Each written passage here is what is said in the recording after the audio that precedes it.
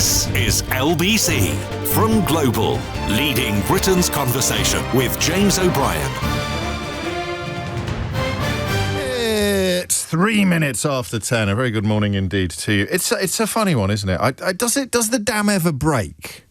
Do you think? I do catch myself sometimes wondering whether the needle is stuck when I list the litany of wrongdoing that we as residents of this fine land have suffered in recent years. I'd probably go back to 2010 and begin with austerity, nation-crippling cuts, the cost of which we continue to pay today. And of course, the poorer you are, the higher the price, the more likely you are to rely upon public intervention or public service when you need it. But you wonder sometimes when the dam breaks. People generally don't thank you for pointing out the mistakes that they've made.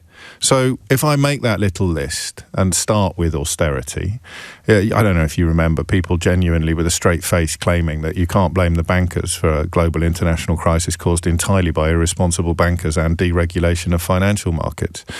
American subprime mortgages being an enormous rock tossed into the pond of international economics, the ripples from which continue to lap up on shores all over the world. But you could find people in the right-wing media who'd say, oh, don't blame the bankers.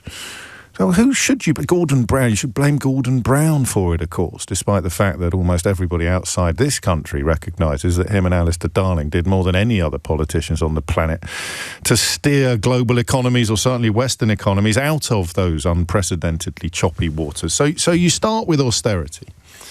A terrible lie inflicted upon this country by ideologues, actually, who just believe that the best way to refresh economies or vitalise economies, if that's even a word, is to give people with money everything they want. And then it trickles down. I'm going to just be quiet for a moment now. I bet that comes as an enormous relief to you. And we're just going to listen together to the sound of money trickling down from the richest people in the world to the rest of us, okay? And did you get any? Have you got any? Have you got any? Did we trigger an emergency tape then? Did the silence cause any problems? Did it trigger any technological responses? Did you get engineering phone up and the alarm went off? So they couldn't hear any of the trickling down either. And yet, open most right-wing newspapers, turn on most right-wing broadcasters, consult most right-wing politicians this morning, and they will be united in their explanations that you don't use tax to redistribute wealth. You just wait for it all to trickle down to gardeners. Just wait for the gardeners to get their Christmas bonus. That's how you revitalise an economy. Wait until the chauffeurs get their wages. That's that's how it was. So you start with austerity. You move on to Boris Johnson, exactly the same people, telling you exactly the same thing. Boris Johnson would be brilliant. He's a wonderful a lightning rod for public opinion. He's a wonderful bloke. He'll be superb. Don't you worry at all about his life.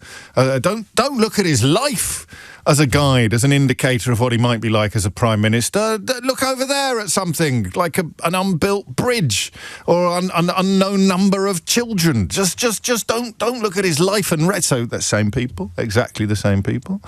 And then you come to probably Liz Truss, do you? I don't know. Can you bear that? I think is it an anniversary today of Boris Johnson's defenestration?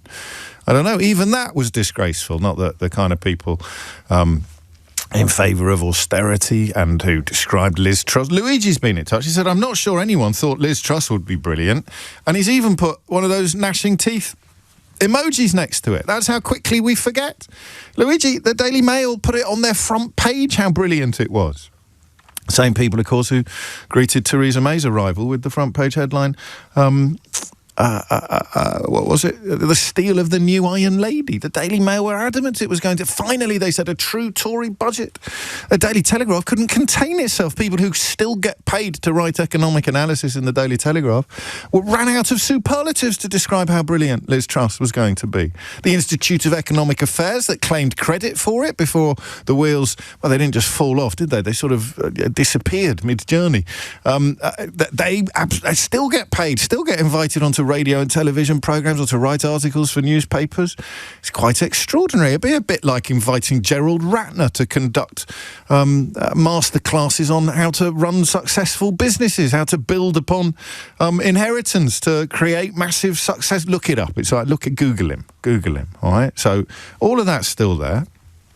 And then you've got the Brexit, you've got the Boris Johnson, you've got the austerity, you've got Liz Truss, and you point out, as I do, sometimes perhaps a little bit repetitively, you point out how badly that has gone. All of that. And people don't thank you for it. People still, when you say, are you going to listen to these people now? When they start using exactly the same tactics, exactly the same dodgy statistics, exactly the same nonsenses, don't look over here at all the people whose wealth oddly isn't trickling down to the rest of us. Look over there at some desperate people on boats. And you want to fall for it again. People want to fall. It's a bit that you never quite understand unless you're part of it. You never quite understand the eagerness with which people swallow this bilge. And how do you do it? You say, James O'Brien, he's so condescending. Well, the facts are facts. It didn't go well. I mean, you have to try very hard not to tell the people who voted for it the first time that they did something stupid. The people who went for it the second time, so you fell for austerity. That's fair enough. And that, even though it was going to hurt you much more than it was going to hurt the people that introduced it, or the people that told you it was brilliant and necessary, you wave goodbye to your Sure Start Centre or your library or your local police officer. Yeah, we've got to do that. We've all got to do our bit in order to... I'm not quite sure what it is in order to do, but we've all got to do it because the Daily Mail told me. So you don't want to be rude about the people who fell for it the first time. And then they fell for Boris Johnson. You don't really want to be rude about people who fell for Boris Johnson because he was very easy to fall for, certainly in the very early days. But by the time the truth emerged and you're still shilling for him, you're still sticking up for him, can we call you stupid yet? No, you mustn't call people stupid. Liz Truss is going to be brilliant. It's the finest Tory budget of my life, said Nigel Farage. Or something similar, displaying an understanding of economics that is, well, I don't know that the words exist to describe how wrong it is. And we did a poll on this radio station last week that says people trust him more with the economy than they do Rachel Reeves. How does that happen? It happens because people love to swallow the bilge. They literally... Well, no, it doesn't. It's because most people don't get offered anything else. It's like going into a restaurant and being offered bilge and chips or bilge. And you have to eat. So I'm going to eat bilge. And... I haven't missed lockdown off my list, Keith. I filed that under Boris Johnson, mate. The disastrous handling of the COVID epidemic was all on Johnson. But the idea that you would vote for austerity or support austerity, you would support Boris Johnson, you'd greet Liz Truss as if she was some sort of genius. You'd think that Brexit, at what point are you allowed to say, hey, lads, not allowed to say that anymore, by the way. Hey, lads, do you think maybe you should give your head a wobble and start listening to other people? Stop trusting these... No, stop it. Look over there, small boats. Sorry, I just got distracted for a minute. I don't know.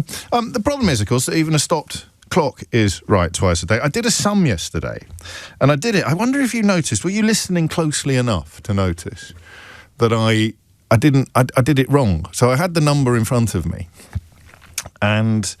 I did it, and I thought, that can't be right. I better do it again. And then I sort of pretended that I changed my mind and I was going to do something else instead. So if you had £12 million of assets, right, and the thing that Neil Kinnock talked about earlier in the week, bringing in some sort of 2% levy on everything in excess of £10 million, what do you think you'd pay? I've got to get this right. Can someone else do the sum? I'm going to sit and wait for you to text it in. So I'm 99.9% sure that I got it right, but obviously if I got it wrong, it would undermine everything that follows. It would put me up there with Nigel Farage and the Daily Telegraph and the Daily Mail as an observer of matters mathematical, or as an observer. So it's basically 2% of £2 million.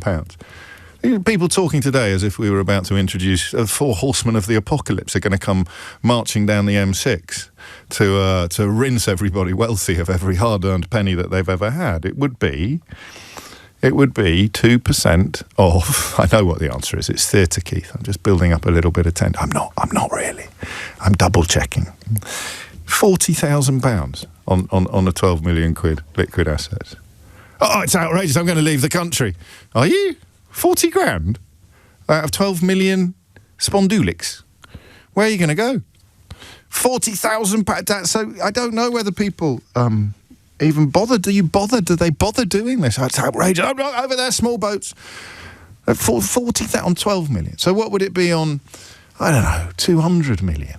And it would be, proportionately speaking, a similarly sized drop in the ocean. Do you know what's depressing? It'll work. That's the point of the litany. That's the point of the list. I list these things to hopefully wobble some heads, but it doesn't work. People don't thank you for it. People who haven't got a pot to pee in will be absolutely convinced that this is communism, that you list 40 grand out of 12 million pounds, whatever next. Whatever next. And it will work. But I can see it. I can see the tanks arriving on your lawn. If I said to you that this statistic that's been bouncing around Britain, it even appears in the Daily Mail today, this statistic that's been bouncing around Britain about the number of millionaires that have left the country, have you any idea how that's calculated? Is it peer-reviewed? I mean, if I said to you that it is information, and I use the word very loosely, injected into the public sphere exclusively by a company that makes all of its money from helping people buy citizenship in other countries that may have more, quotes, favourable, end quotes, tax regimes than the one they want to leave. If I said that to you, would you still trust the figures? Would you still trust the people telling you these numbers? Oh, 65,000, 6 million, billion, silly. They're all leaving the same people who told you Brexit would be brilliant. Liz Truss was an economic genius. Boris Johnson could be trusted, and austerity was necessary, and you mustn't blame the bankers for an international banking crisis. They don't. I don't know why they don't thank you for it. If you had if you had 22 million pounds in the bank, you'd be paying about, what, 205? I won't do any more sums. Don't send me numbers on the screen. And that's what's so fascinating about this rhetorically, isn't it? It's what's so fascinating about this philosophically, economically. I never quite know what question to ask you. Listen, if you want to ring in and say things like, oh no, all the wealth creators will leave, what are the other lines that you might use? Something about gardeners and chauffeurs. All the wealth creators will leave. You don't understand, James. £40,000 out of 12 million quid is a lot bigger sum than you... I don't know what... I mean, then there are loads of radio programmes you can ring to sort of swap bilge, like a French kiss of bilge. You've both got mouths full of bilge. You can just swap bilge with each other. There's loads of places in the UK media where you can exchange bilge. 2% of £2 million. And I don't know that the stuff that interests me about this is the stuff that interests you. I don't know if it interests anybody else. I kind of find myself returning again and again and again and again to the simple question of what motivates people who would object to this, even if you're affected by it. Even if you are affected by it, what possible problem would there be? What if we called it a patriot tax? We call it a patriot tax? Cover it in flags? And this is what you do? The bigger patriot you are, the richer patriot you are, the more... I don't know. It just strikes me as extraordinary that we live in a country now. And that's why we're talking about it today, because you can see it happening again. That's why I start with the list. Doing the list. Some days I do the weave. Today I'm doing the list. Austerity, Brexit, Boris Johnson, Liz Truss. Crikey. You do the list and you see that you live in a country where our collective brains have been boiled to the point where the facts just don't matter, where the record doesn't matter, where the same people, the same jobs doing the same thing with the same lines. And now they're telling you that a wealth tax is a really bad idea. How does it work psychologically? 0345 60 60973. And what do they need? What do they need the extra money for? Will we ever understand it? Will we ever understand it? Alan Sugar, who is a flawed character, as indeed we all are, But I remember he once posted a picture of his income tax check on social media, and it was an eye-wateringly large sum of money. And I thought more people should do that, but they probably can't, because if you knew what someone was worth and you saw what they were paying in income tax, there'd probably be a revolution. Sugar being one of the people, according to my memory, who wouldn't. Again, it's 2% of £2 million. So if they're putting a tax on something over 10 million, your assets over 10 million, and you've got 12 million, 2% of 2 million is £40,000. But I got Brexiters queuing up now to tell me that I can't do something. Imagine that. Imagine voting for Brexit, Liz Truss, Boris Johnson and Brexit, and thinking that you're the clever one. That's the problem we've got as a country. You think you're the clever because people keep telling you that you are. Andrew Neil in the Daily Mail today, you're the clever ones. Oh, by the way, here's some statistics from a company that I won't mention where these statistics come from. I'll just reprint them as if they're gospel. I'll just repeat them on the radio. It's not remotely possible that they're just using changed biographical details on LinkedIn profiles to count the number of millionaires leaving the country, is it? That would be ridiculous. And if it was true, of course we'd tell you. Of course we'd tell you. 90 minutes after 10 is the time. I don't think I'm going to get anybody affected by this. Well, maybe. Yeah, of course I will. Everyone rings in eventually. Norway's got a wealth tax. Spain's got a wealth tax. Switzerland's got a wealth tax. Why would people who would never be affected... How do you end up believing the propaganda that is issued in... How does it work? All right? How does it work? How does this work? When you persuade people who haven't got a pot to micturate in that they should be in favour of protecting the epic, unfair, unequally distributed wealth of people who inhabit a universe that you're not even allowed to visit. 0345 6060 973. How does it work? That's what I want to know. How does it work? How did it work on you? How is it working on you? How are you persuaded that you should be opposed to a tiny, tiny nibble at the largest fortunes in the land to the benefit of everybody else? How does it work? 0345 6060 973 is the number that you need. That's what I want to know. How does it work? The largest fortunes in the land nibbled at the edges in an almost unnoticeable way to help the entire country, and it has become public enemy number one in the minds of the people that brought you all together now. Brexit, Boris Johnson, austerity and Liz Truss. How do we keep getting fooled again? James O'Brien on LBC. It is 23 minutes after 10 and you are listening to James O'Brien on LBC. It's not a slam dunk. Some of the people I admire in this world are divided on the wisdom of a wealth tax. Some claim it's never worked. And, of course, there will be loopholes, and the amount of money that's spent on avoiding paying tax by people who've got the most money is enough to sink the Titanic. But why wouldn't you at least try? Answer, because the population will be or has been persuaded that they should be acting. What's that classic line that we used to use all the time? Persuading Labour to use its political power to protect wealth. I think it was Aneurin Bevan, wasn't it? That's what it is. That's how it works. How do you stay in power? How do the Tories stay in power? By persuading Labour, with a small L, by persuading the workforce to use its political power to protect wealth, to protect owners. That's how it works. But how do you do it? How do you persuade? We had a call from Manchester yesterday. Poor lad couldn't even think beyond the headlines that he'd read in the Daily Mail. But how does that work? And for those of us on the outside, I'm not going to ask this question. How do you avoid sounding condescending when you're pointing out to people that they believe the earth is flat? John's in Edinburgh. John, what would you like to say? Hi, how are you? Very well. I think the problem are the big guys, the big abusers of tax. And the big abusers of tax and not paying tax are the dukes, unfortunately. Okay? So you've got the guys like Duke Westminster, inherits 9.6 billion, doesn't pay a jot of inheritance tax. But you can't go after him because he's untouchable. Okay? You've got to go after the Pimlicos. And you publicise the Pimlicos and you say, what's here's a local Pimlico? guy make good. Pimlico plumbers. The guy... Sorry, yeah.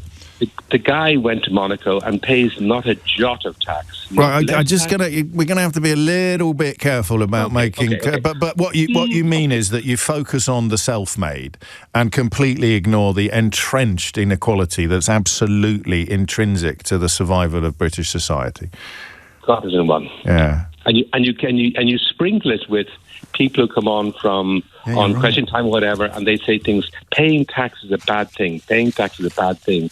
Paying tax is a good thing, because the Scandics have realised for a long time that public expenditure protects private investment.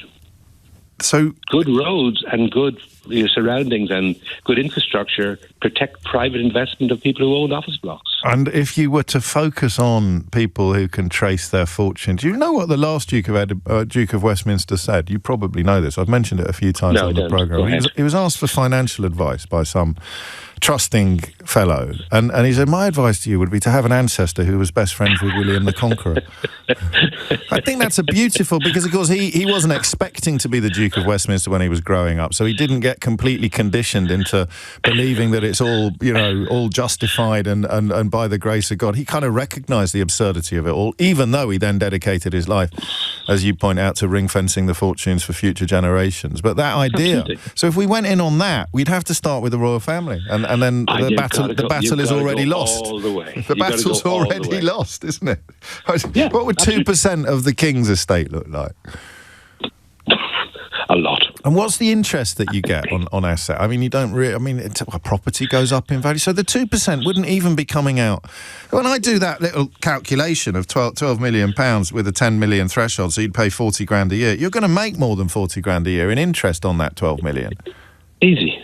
And if it's a property worth 12 million, and I personally would exclude primary residences from this, but if it's a property worth 12 million, it's going to go up by more than £40,000 in the space of a year.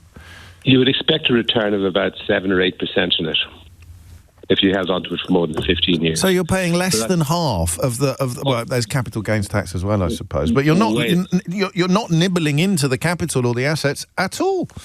No. If you got a £12 million property, you would expect it after 15 years to be giving you somewhere in the region of about £900 to £1 million per annum. And there might be capital gains tax on only if you sell it. Do you pay capital gains tax if you sell it and it's your primary residence? No, I don't think you do. So that wouldn't even be affected at all under this. Okay, and you certainly don't pay if it's in a trust. No, well, which brings us back to the Dukes and the Earls and the people who I always think of trees at this point. The people who plant trees, knowing that they'll never see it, because 99.99999% of the world don't think like that. I've planted a tree in my back garden, and it will be people that I have absolutely no link with whatsoever who enjoy the full benefit of that tree in generations to come. If I plant a tree in the gardens of my capability brown designed stately home, I plant it knowing that it will be my great-grandson, my great-great-granddaughter who enjoys the benefit of that tree. It is extraordinary. I like your big picture point, and I think it's a huge part of the problem, and it's of course close to unique to the UK. But why do ordinary people fall for it? What is it? Is it that they think they could be self-made one day? Correct, because if you actually go for the guy who's made it from the East End of London, grew up, local boy made it. Yeah. Okay, you can identify with them. And then you've got to stop it. You've got to stop going after the wealth creators because they employ chauffeurs or something. I don't know what the line is today, but there it is. That's strong from John. This is a line akin to what I was looking for. I forget who said it. A society grows great when old men plant trees in whose shade they know they will never sit, unless they're planting it in their own back garden, of course, for the benefit of their own future generations. You're planting trees everywhere for everyone. And if we're not planting enough trees for future generations, then we should make people plant trees. And that's essentially what the taxation system does. I love this. If you want to go bigger, John, lovely start. If you want to go bigger, if you want to bring the list into it, you want to say, because this is where we are now, Farage is ahead in the opinion polls. The man who thought Liz Truss was brilliant, the man who sold you Brexit, the man who greased Boris Johnson's passage into... I'm sorry, I promised I'd stop saying that out loud on the radio. What is it? I mean, how many times do people have to bang their head against a brick wall before they realise that the brick wall ain't going anywhere? Dominic Ellis is here now with your headlines. James O'Brien on LBC. It's 10:32. That's an important point that we'd probably overlooked, in that if you introduce a wealth tax in the way that Norway has done, or that Neil Kinnock has suggested, then anybody paying it in year one will still be richer in year two than they were in year one without leaving the house. That's the thing about assets. They appreciate in value. And of course, if they don't appreciate in value, then your tax liability falls, possibly even disappears if you dip under the £10 million threshold. So it's this really weird psychological trap that we've fallen into in the last 30 or 40 years, where we think if the rich carry on getting richer, the rest of us will benefit. That when the tide rises, what's that line about boats? All the boats come. It's not true. You only have to look at the most cursory analysis to see it was massively accelerated by the lockdown, by COVID for some reason. The people with the very, very most saw their fortunes growing, while the rest of us increasingly, and I'm not claiming poverty or anything like that, but I'm certainly pointing out that if you rely on your income to survive, you inhabit a different universe from the people who rely on income from assets. And there's no wealth tax in the world that would leave them worse off. It's so different from other taxes. Because you think of income tax, you look at your pay slip and you think, crikey, imagine how much money I'd have if I wasn't paying income tax. But if it's a wealth tax, then you go into the next year better off than you were last year. You just don't have quite as much as you would have done. You've still got more than you had last year. You just haven't. So you're still enjoying the richest rewards that this society, this economy has to offer. You're just doing a bit more sharing. That's all. So why does the rhetoric of opposition feel as if it will be as effective as the rhetoric of Brexit, Boris Johnson, austerity and Liz Truss? Benjamin is in Hazelmoat. Benjamin, what would you like to say? Hi, I've just been listening. Well, I mean, ideologically, I think you and I disagree a lot. I listen to you sometimes. For Brexit, I voted to remain on economic terms because I worked in finance, looked at the numbers, looked at the logic. I thought it was a terrible idea. I voted remain, right? So people that believe certain things don't all agree on everything. Of course. Which I think you sometimes point out. But other than that, the ideology of taxing somebody that made something of themselves, I don't know about the laws historically in Britain, because obviously I was born here to foreign parents. I don't know how that bit of your society works. But people that come into £20 million through their own hard work, why does anybody feel entitled to go take anything of that, given that you already paid a 45% a year annually as is, to get to that point? Why? Well, for the same reasons that we tax at all. You're looking at a country in desperate need of finances, in desperate need of money, and you're asking yourself one very simple question: where are we going to get it from? Well, how about spending, to our means? Does that make sense? No. Why not? Well, what are our means? Our means depend on how much money we've got. Correct. So suggesting that you could raise income tax, or you could go after wealth. You could go after money that accrues and grows year after year after year without the owners of that money doing anything. And you said that. My flat in central London is worth less than it was in 2015. It's not true and you work in finance. And I come from a nothing family. I went through scholarship schools in Cambridge. So that wouldn't be affected by a wealth tax then, because it hasn't increased your wealth at all. No, but I presume it's not worth over 10. It's not worth 10. No, but it's not worth over £10 million, and we're exempting primary residences from this tax anyway. No, I'm just saying there's a lot of people who worked for their money, and then they put it into whatever they like, be it property, be it whatever. Yes, and then they make more money, so you're taxing them on the money that they make. No, but it's already been taxed one time at 45%. Is that not enough, I'm saying? No, of course it isn't, because it hasn't been taxed at 45%.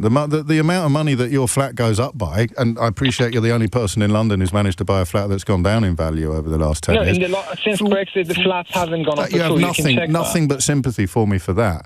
But if you're getting taxed on the amount of money your flat has gone up in value by, how are you paying income tax on that? No, income tax I pay on my income with which I've bought the flat. Yeah, but the flat's going up in value, except for you, for everybody else in central London. The housing has, flats have not, all of central London. But here's the point. How are you paying income tax on the increase in your assets?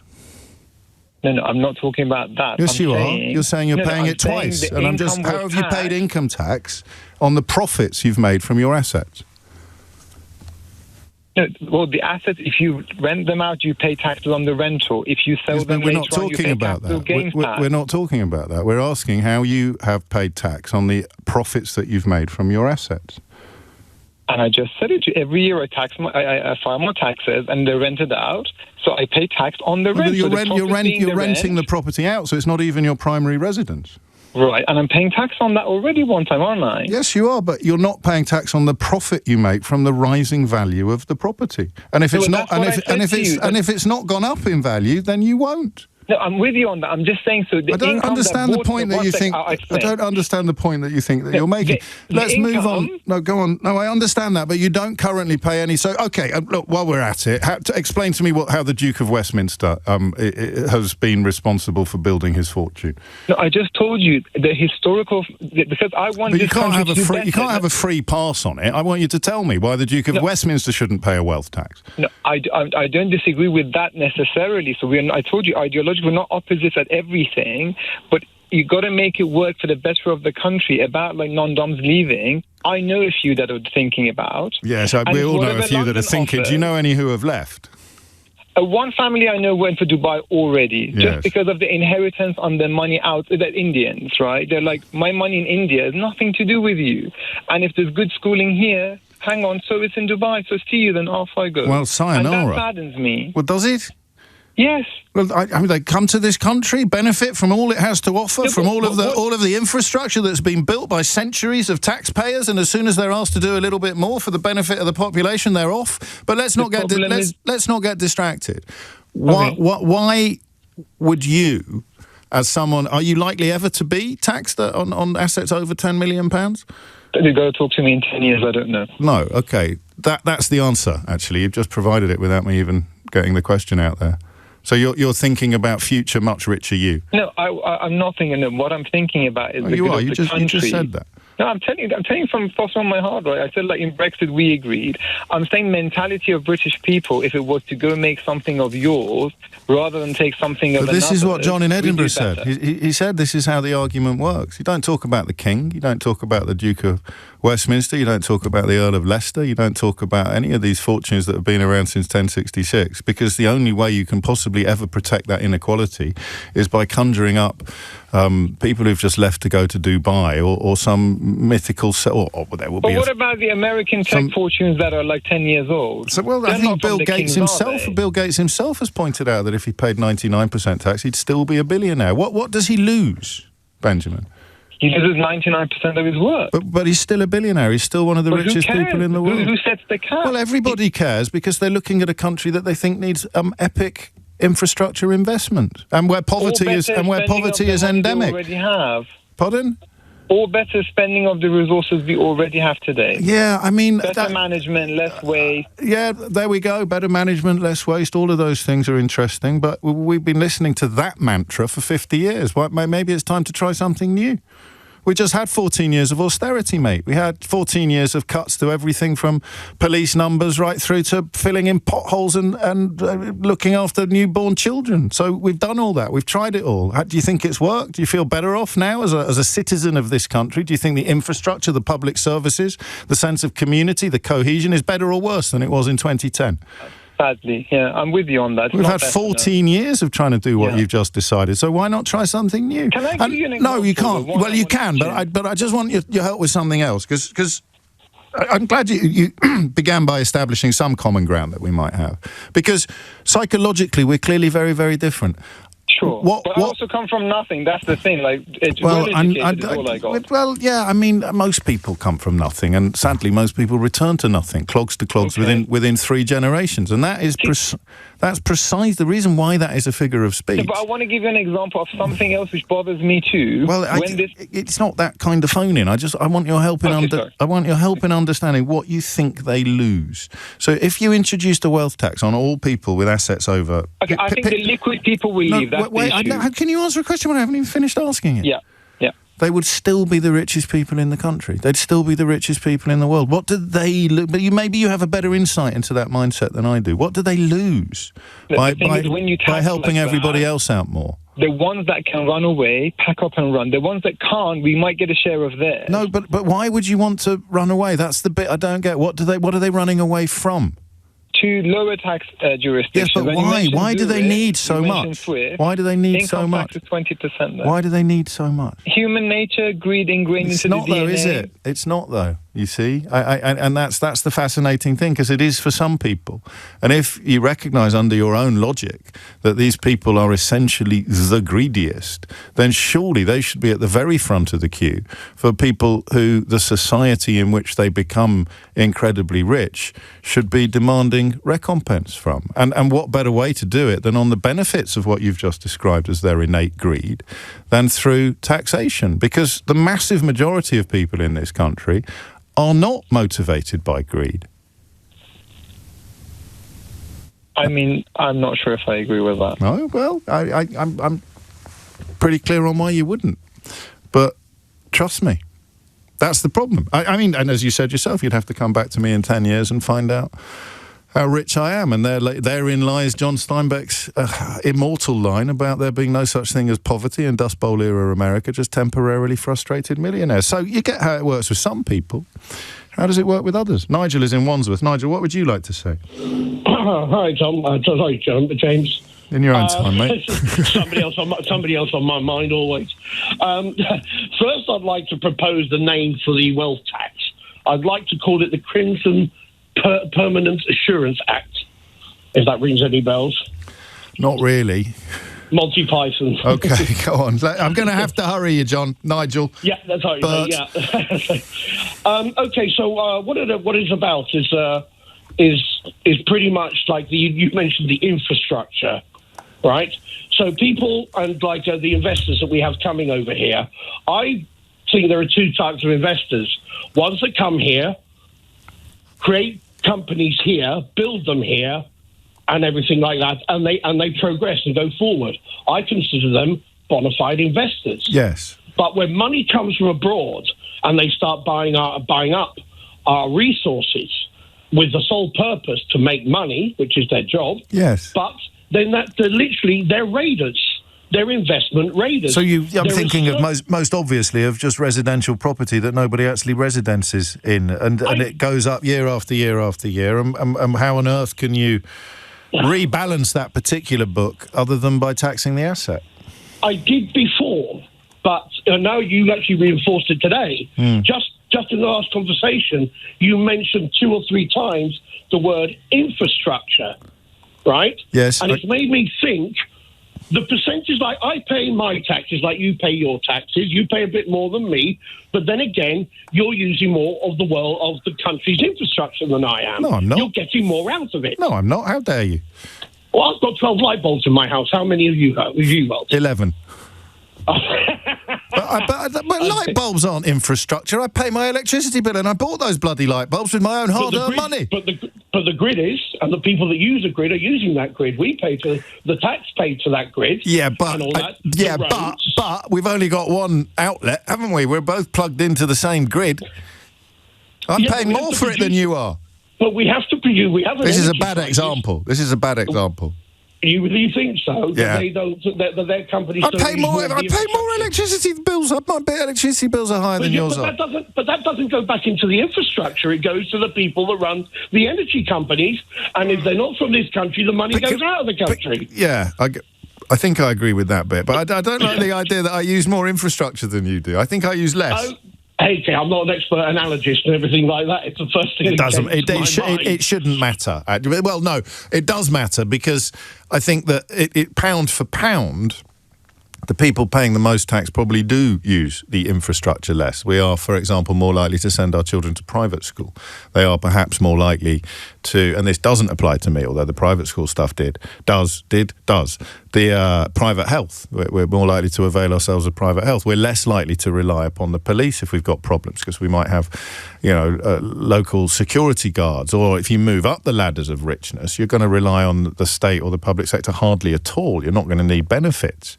You're not even going to need some of the things that the rest of us take for granted, because you've got your own private army. So that's all. I'm just picking up on that. But yeah, it's greed, isn't it? It's the question about greed. That's the thing. The idea that we are all really greedy, and it's only circumstance that prevents us from being able to indulge our greed. I don't think I believe. Well, I know I don't believe that, and I know. Well, it depends, doesn't it? How lazy you are. If you're really greedy and really lazy, then it's the reason why you're not doing more in order to be richer down to your laziness, overcoming your greed. If you were just a tiny bit less lazy, then your greed would... No, I don't believe that. We're not all fundamentally greedy to the point of not caring about others. Are we? James O'Brien on LBC. I'll tell you what it is. What it really, really is. It's about perception and concept of wealth. It really is. It's about bringing your experience of money to a match where the rules are completely different.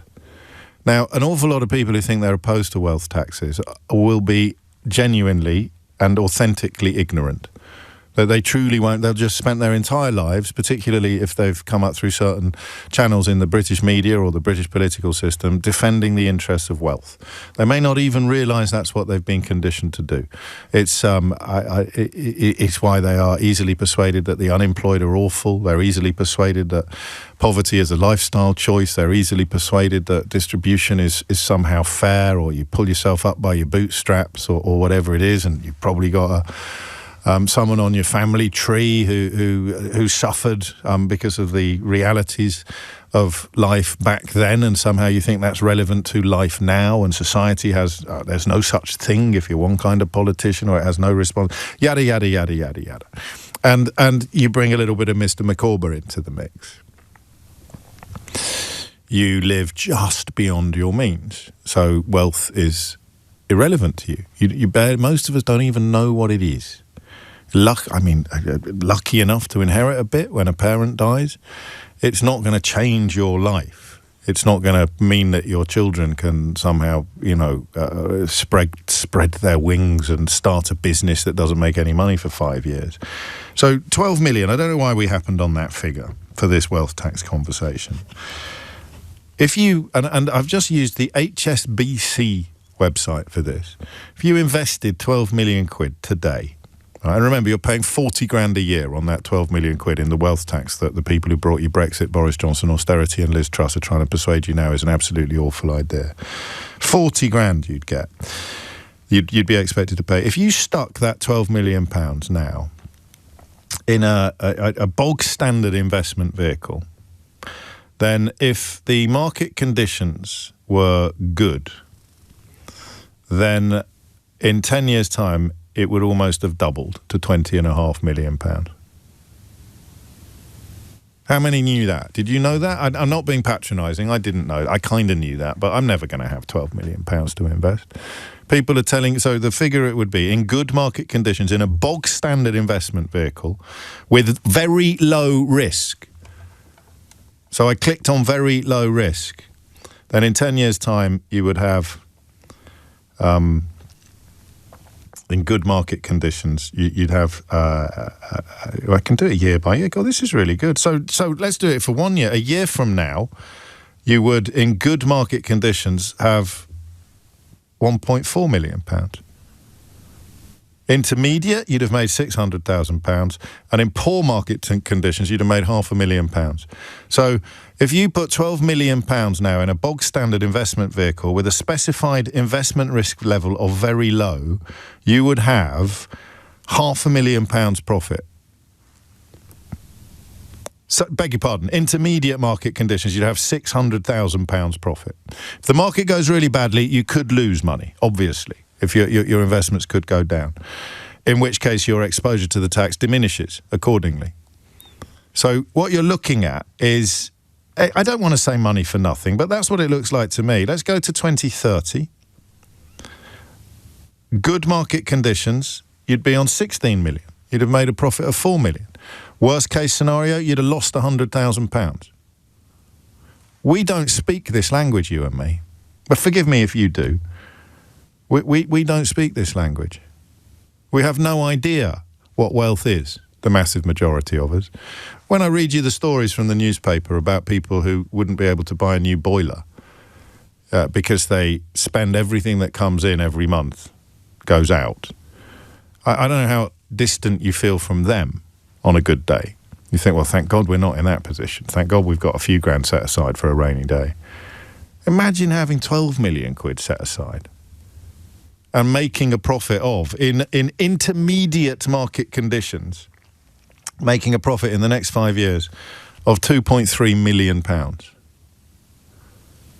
on which you would be required to pay just north of 40,000.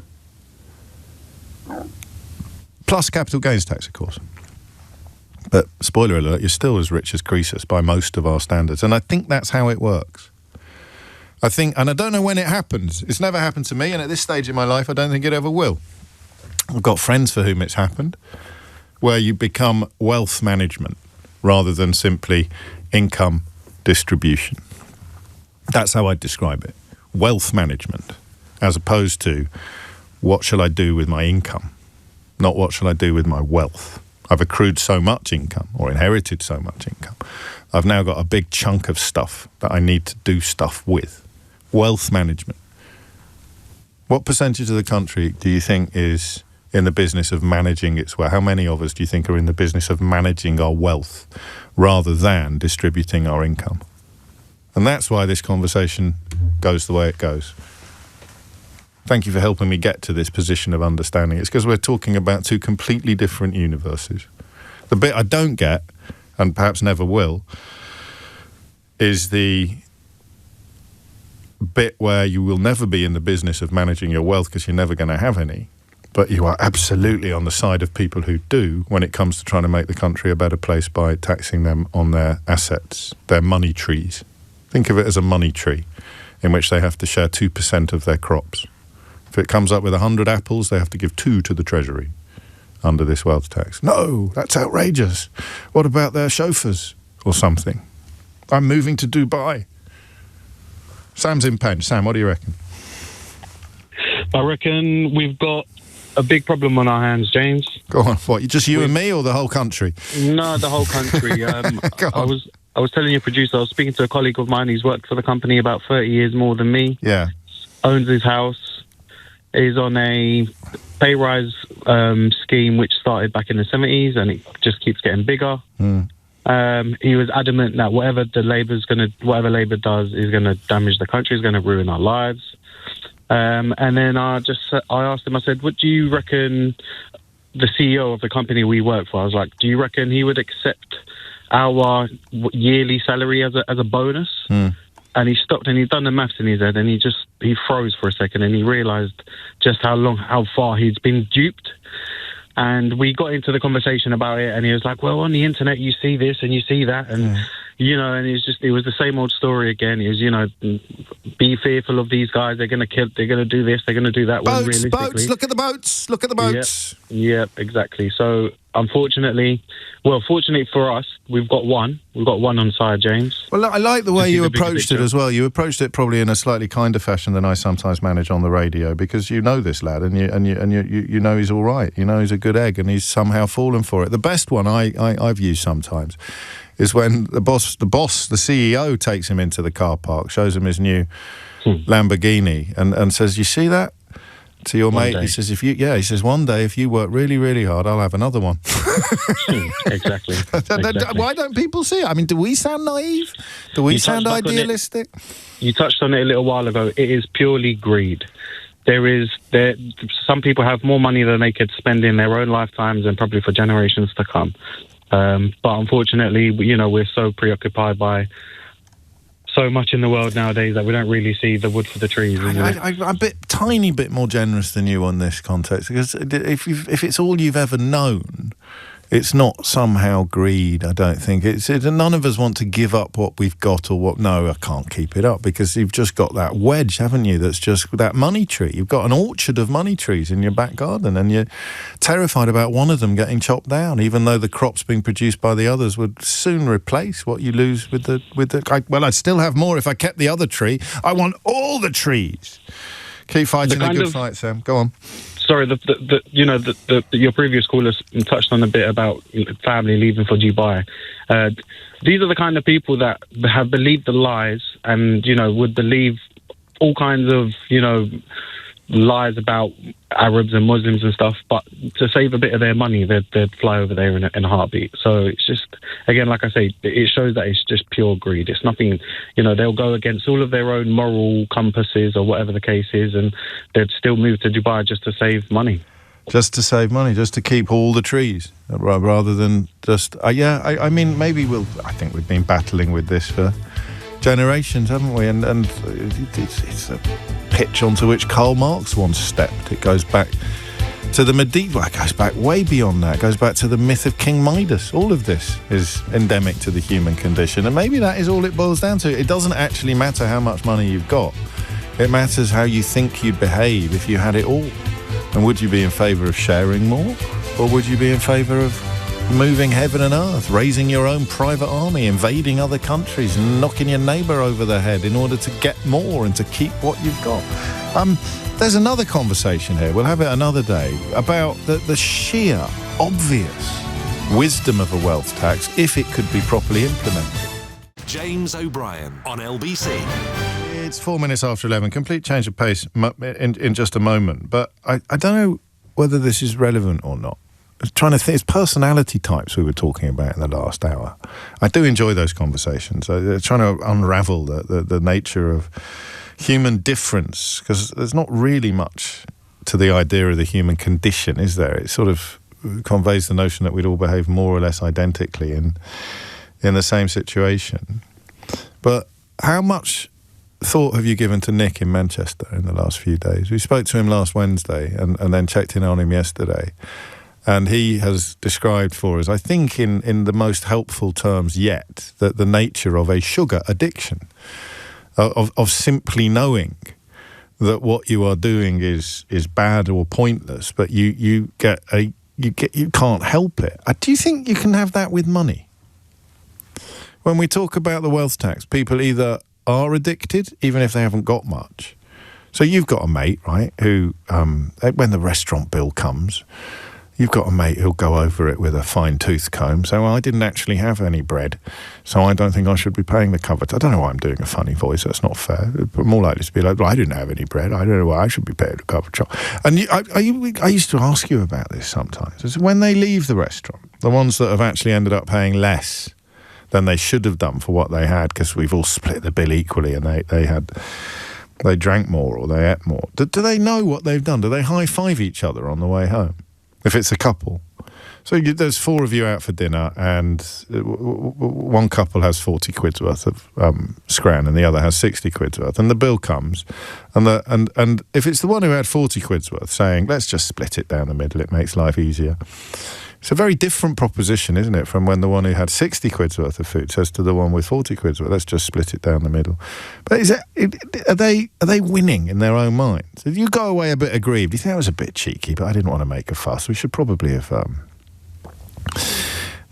cut it a bit more fairly. And if you're with someone you know is on their uppers and it's an even bigger bill, you sort of feel very aggrieved on their behalf. But is that what we're missing here? We should talk about money sometimes in the way that we talk about sugar, in that it is addictive and you either get it or you don't. You are looking at numbers go up. It's why Ebenezer Scrooge is such an eternally fascinating character. And the redemptive arc, no doubt, hits some people. Since the rise of Donald Trump, you've sort of realised that when you were watching Star Wars, some people were rooting for Darth Vader. But you watch A Christmas Carol or you read A Christmas Carol, and do people get to the end of that and think that Scrooge is an idiot? What's he doing buying a goose? What's he buying a goose for those plebs? Stuff the Cratchits. They pull their own socks up. Do people read Dickens and come to that conclusion? Oliver Twist is a blight upon our society. He's a parasite. Scrounging git. should send him back to the workhouse immediately. I don't know. I genuinely don't know. 7 minutes after 11 is the time. Here's an interesting one, and it may be my age. I just don't... Well, anyway, here's the story. Cannabis is, quotes, chronically dangerous, end quotes. The police and crime commissioner in charge of tackling substance misuse has said. It's the smell of the drug on British streets as a sign of crime and disorder that I'm interested in. I've never quite got to the bottom of police and crime commissioners. I'd rather listen, for good or for ill, I'd rather listen to a copper. And Sir Andy Marsh is a copper. He's the chief executive of the College of Policing. And he said that the smell of cannabis made him feel unsafe in his own community. I said it was the sort of problem that the police ought to do something about. So that's on one side of the argument. On the other, you've got various politicians, including Sir Sadiq Khan, calling for small quantities of the Class B drug to be decriminalised. No, it can't be the same person. I love that polarity. I think that's quite helpful for us. We've had a lot of conversations about cannabis over the years, not least because it played such a key role in my teenage years, in largely bad ways, but also in sometimes quite good ways. And the idea that your entire life gets... I was chatting to a mate yesterday who's... had a relative who worked in a school where some of the girls, it was a girls' school, some of the girls got caught with cocaine. And because the school wasn't on a very firm financial footing, they didn't expel them. And I thought back to when we got expelled from school, despite not having been found with any drugs on us, but just sort of a long tail of, it was him, and it was him, for cannabis. I think how much the world has turned. And I would have said until very, very recently, and I probably will still say now, that it has turned for the better, that things are better now. You don't want to ruin a life for the possession of some exotic herbs. Again, there's a class problem here. You know, if you're a poor kid from a poor background and a copper decides to haul you over the coals for possession of a relatively small amount of cannabis, it can still mess up your life chances. But if you go to a school like mine, it's less likely to. The simple smell here. You're walking around town, and I don't think there's a town in the land that this wouldn't have been true in. I remember when, I think I explained to my daughters when they were 10 or 11 what it was that they could smell as we made our way. There was a particular patch in the heart of middle-class London. There was a particular patch by the River Thames where you could kind of access one of those staircases that used to be used to get to ferries but had been bricked over years ago. And it was obviously a congregation point for young stoners. So you'd walk past there and the smell was extraordinarily strong, and your children would notice and they'd say, "What's that?" And when they're 10 or 11, you sort of make some excuses about it. But by the time they're getting to 13 or 14, they've either worked it out for themselves or they've had it explained to them.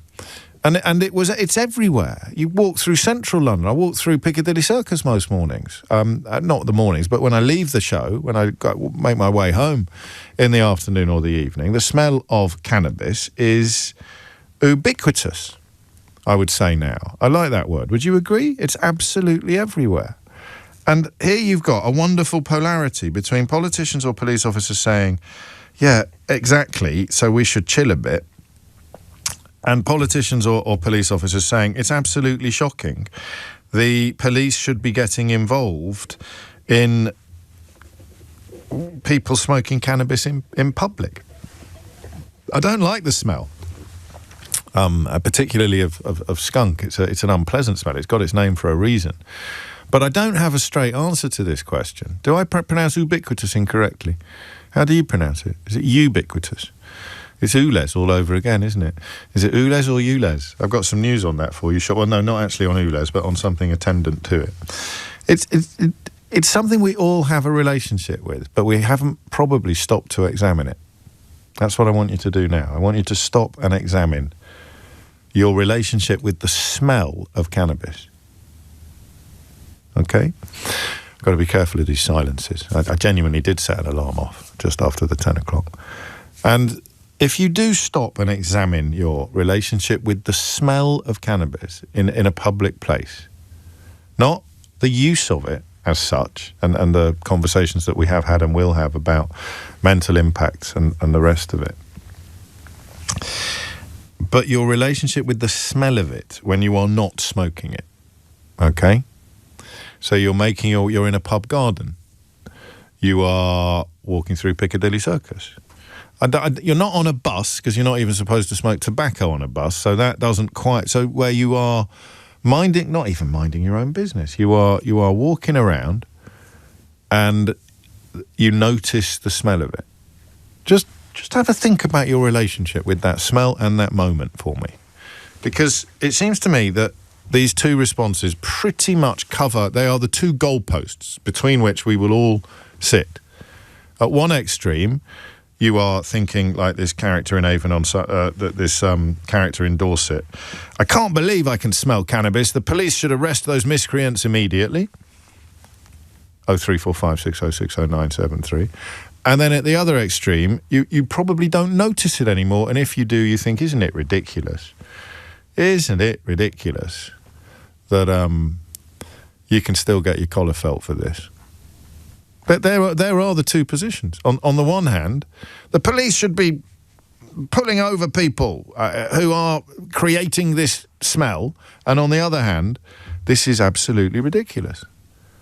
What's your relationship with it? And I'm 53 years old, and I've got a horrible feeling that by the time I'm 60, I might have swung completely from one pendulum to the other. I'd still be in favour, I think, of decriminalisation, but something about the smell on the streets affects me differently. We don't do this very often. I have to guard against doing it, otherwise we do it every day. But is this another old gititis story? I think that I'm embarking on some complicated intellectual process, but actually I'm just turning into an old git. And therefore, there's nothing particularly interesting about the fact that I've gone from being a passionate advocate for decriminalisation to thinking maybe the people saying the police should clamp down on this on the street have got a point.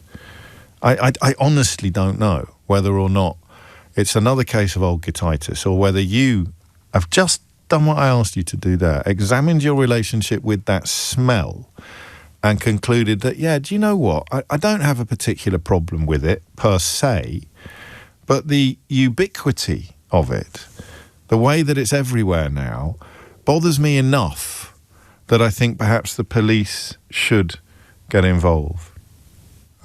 Don't be an old pig, James. I hope that's a predictive text error and you were going to say git, but I'll take either criticism. It's the smell. It's the smell on the street as you go about your lawful business. Is it just old gititis when you think, oh dear, that's a bit rum? Or does it deserve a category almost of its own? So we have conversations about criminalisation and decriminalisation. We have conversations about mental health and impacts. We have conversations about the law. We have conversations about policing and priorities. Is the public aroma another line of inquiry here, divided along the lines of thinking? If a police officer is walking around town and they smell cannabis, they should seek out the source and do something. You tell me what. Or should the police officer just walk on by? That's it. That's the phone in. Walking through town, smell cannabis, seek it out, do something. 0345 606 0973. Walking through town, smell cannabis, walk on by. We do Marvin Gaye ones, don't we? Who did walk on by? So we do Marvin Gaye phone-ins where we say, what's going on? We're now going to start doing this will probably be the first and last walk-on-by phone-in. We do just walk on by. I don't know. And it has to be specific to the smell. I think at 11:17, it's going to be a case of old gititis. But I am most certainly open to persuasion. What do you think? So Dion Warwick phone-in this. Walk on by or sniff it out and do something? Because, I mean, part of me thinks the police have got far too much on their hands already without needing to worry about cannabis. And then a little part of me thinks, hang on a minute, you're always moaning about how pungent the aroma is in certain parts of town. Is that just... I don't know. Anyway, it's a long enough introduction. Goodness knows. Your turn. James O'Brien on LBC. 19 minutes after 11. And this is Entirely about you, this phone-in. I know that the police historically have claimed that they can smell cannabis when they can't and used it as an excuse to stop and search usually young black boys, young black men. But and that makes you wonder, as one former Special Constable Liam has pointed out in a text, whether the member of the College of Policing who has been complaining about the smell of cannabis is aware of the established best practice in the police service. But that's not today's phone-in. Today's phone-in is about our relationship with the smell and the notion of sniffing it out and doing something. Raj is in Barnet to kick things off. Raj, what would you like to say? Hi, James. Great honour to speak to you. So just wanted to get that out there. Look, I cycle to work. I live in Barnet. I work in the city. I commute into work 20 kilometres each way. It's great. I love it. I love being outdoors. But it's getting more and more common that there'll be someone that's driving in front of me. I don't know how many cars along, but I often, get the smell of cannabis. Now, I'm not an expert in cannabis. I don't know all the different types, etc. But I just don't like the smell. It's really, pungent. It's just not a nice smell, especially when I'm trying to sort of get fitter and just enjoy the outdoors. And that's my kind of experience with it. It's just getting more and more common. I don't know which angle you're approaching this question. Well, do you think that is just an inevitable facet of modern life, or do you want something to be done about it? Well, something's supposed to be done. People aren't supposed to be, driving under the influence of... No, but again, I'm going to police this quite closely. That's not what we're talking about. We're not saying should people be allowed to drive stoned, which is obviously a very different question from should police be bothering tracking down the smell if it's not coming from a car. What if, forgive me for being crass, but what if someone breaks wind on an extraordinary level and you're cycling through that? I mean, it's just one of those inevitable facets of modern life, isn't it? You don't like the smell. Well, la-di-da, diddums. Well, one's kind of involuntary, the breaking wind. That's kind of an involuntary thing. That's but it's still it's not. They could hold it in until you've cycled past. You can't. They could look in their rearview mirror, see Raj coming up at 20 licks, and think to themselves, "Oh, I'll just hold that. I better hold that one in," and then lean out the window. So you might want to light a match, mate. No, but that's what I mean. Is cannabis different from other bad smells? It is. I think it is because it's being done, out in public with no consideration for anybody else. This is nice. I think that you're curing me of my old guititis because maybe I'd sound to others as like, unconvincing as you sound to me. I mean, what on earth were the police supposed to do? I'm not suggesting police do anything about it. I'm just saying that... that's what the phone-in is. Police chiefs' fears over cannabis use in streets. It's chronically dangerous and the police should be tracking it down. That's the point. It's not quite, and this is my fault, not yours, Raj. It's not a phone-in about smells you don't like. Or, no, I don't like. It's about whether or not the authorities should be really doing anything about the smell. The simple smell, not about driving under the influence, not about dealing, not about mental health education, but about the simple smell. It seems to me to be a retrograde step in the context of public discourse. But then everything seems to me to be a retrograde step in the context of public discourse at the moment. On a dreadfully serious note, that didn't hit home harder. It's never hit home harder than yesterday. Raj, thank you. When we were commemorating the 20th anniversary of 7/7, and you heard how we responded as a nation and particularly as a city to that Islamist terror attack upon our people, and you realised that we have not progressed when it comes to public discourse, and that it would probably be greeted today by certain public figures trying to incite more riots, as opposed to the public figures we had then pointing out that we are stronger together and that we would not be cowed or divided by that kind of evil intervention. I don't know why that hit me so hard. I should have seen it from 100 miles away, but I didn't. Anyway, lighter topic today. Brian's in Enfield. Brian, what made you pick up the phone? I've had lots of issues with this even from I was growing up, or even long term about it. It's when someone even smoking a normal cigarette beside me, then it kind of slows my breathing down. I feel really, like as if you're struggling for breath. Gosh. I even had a son who was smoking, and we he had to leave home because even when we tell him not to smoke in the house, he smoked in the garden, and it still affected us. So eventually he had to leave home. Even you try to speak to him, and he's just not. It's just like his mind is somewhere else. So it affects the mind. I'm just steering you back to the smell. So here's a smell that we don't like. Should the authorities be investigating bad smells? Well, it's going to be very difficult to police anyway. Isn't it? Yes. My issue is that sometimes these people is really, I would say, for instance, where I'm living, the neighbors next door smoke. The one on the back of our garden, they smoke the stuff, and 2 doors away they smoke. Yeah. So sometimes you can't, even if you try to open your window to get a bit of fresh air. I think this is, this isn't the point that I was raising earlier when I talked about walking through town, and this is where it's quite easy to be a bit dismissive and glib. I think I just was, where I said, should the police be investigating bad smells? But the answer is, hard to police. Well, it is hard to police, but it doesn't make your grievance any less real. If you lived next door to a takeaway, and they were pumping. That's why, those enormous chimneys that you see coming out the back of takeaways. Yeah. That is precisely to protect the neighbours from hideous smells.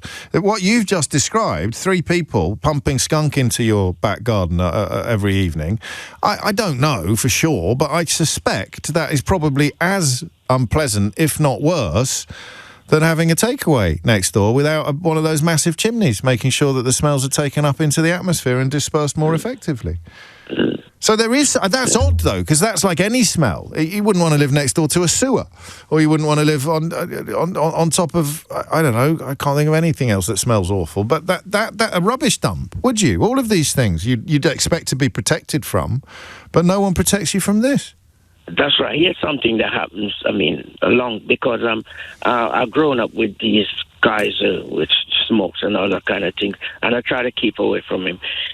I've got guys who come and they try to learn trade with me and stuff. I says, do not smoke. If you smoke this stuff, don't turn off to work because I cannot take the smell. They turn off to work. Okay, they smoke the morning before they come down to me, and they stink of this thing. I says, there's no way I'm going to work with you because I cannot take the smell. I find the smell really unpleasant. I mean, I'm not being facetious, but if someone was an apprentice coming to you to learn the trade and they had really bad body odour, would you tell them? Yes. You would? You'd say you need to buy some deodorant? I'll tell him in a loving way. Go on.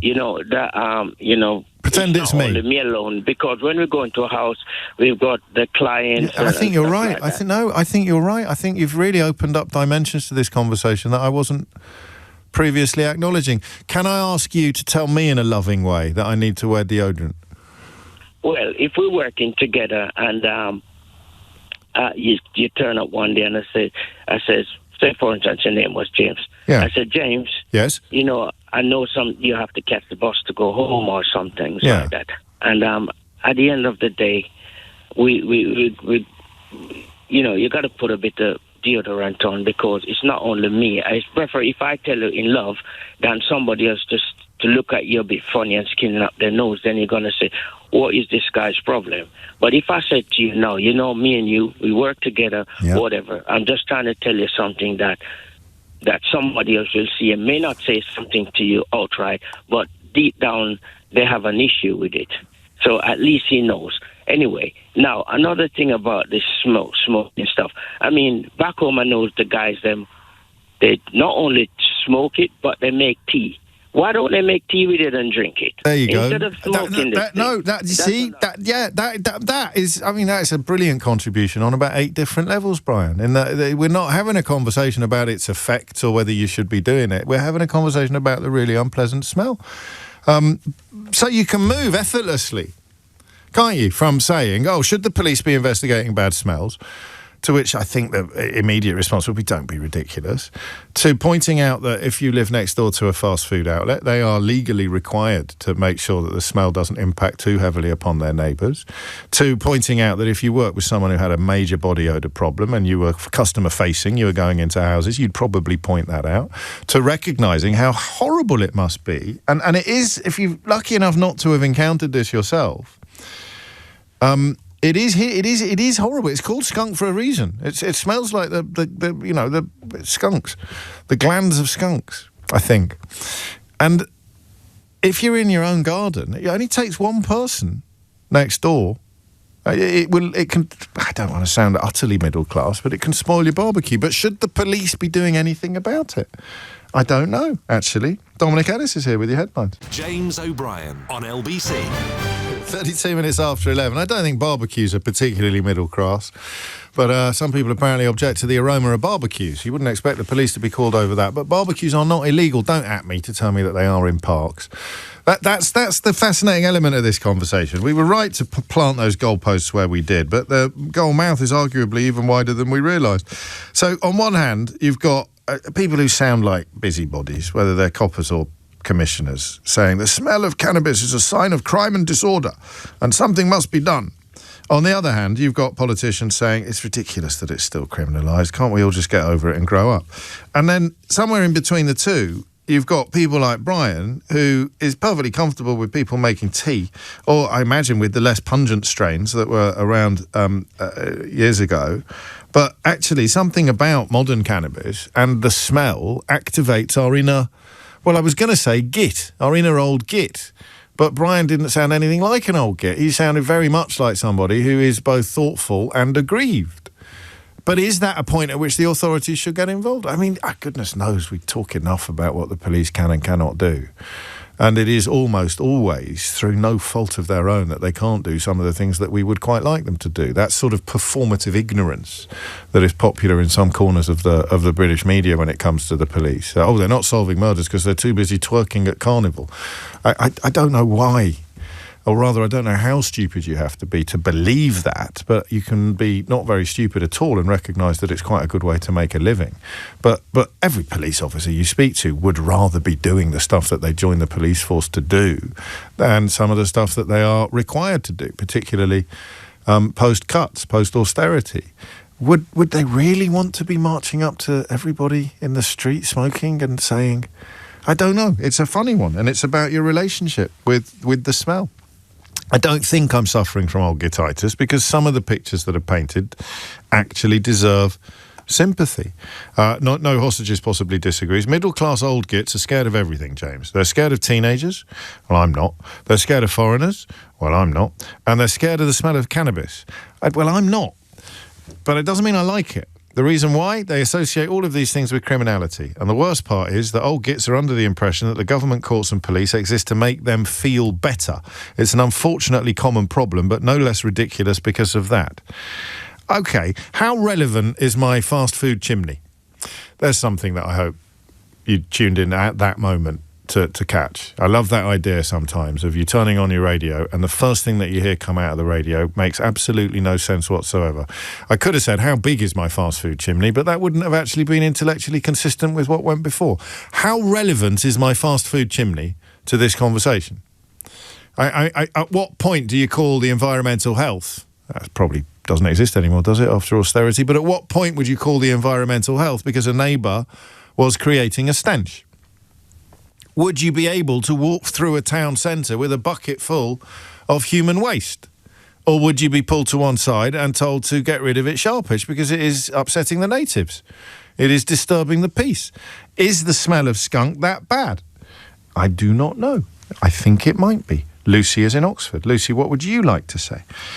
Hi, hello. Hi, James. Hello. So I'm over 60, so I suppose I could come under the old git class heading.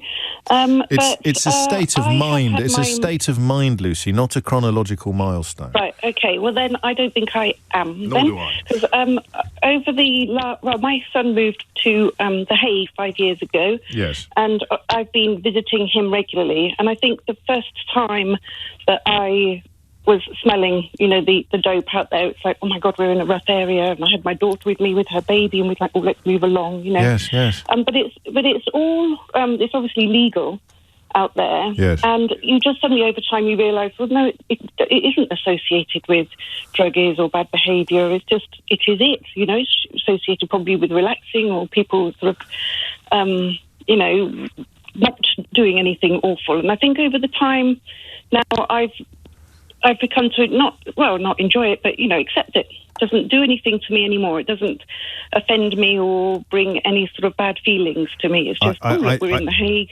Yeah, I think this is the key insight, isn't it? And so and it's why I don't think I was wrong to use the phrase "old git," because it's about how much energy you put into working out whether or not your reaction to something is justified and fair. And it doesn't change the fact that your reaction is real, and your initial reaction was, this is a bit dodgy. That's what this police person is saying. Oh, it's a sign of crime and disorder. It isn't, is it? It just isn't. No. Well, no, I found that out, over time I did. I was telling your assistant I haven't really sort of known the smell over the years. It sounds a bit strange, but I hadn't come across it over the years. So when I first came across it and was told, what it was, oh my God, this is scary. There must be big scary druggies around the very next corner. Yeah. And that, somewhat worryingly, that's what the Police and Crime Commissioner for Dorset still thinks in 2025.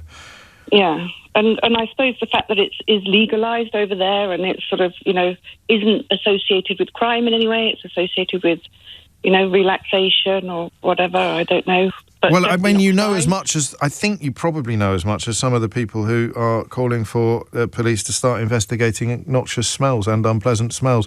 How long did it take, just as a matter of interest, before you got inured to it or before it became normalised? Well, you see, I'm not living out there, so maybe my third visit, maybe fourth, something like that. No, you're quite an early adopter, I think. You're quite a quick changer. But there it is. I mean, go on.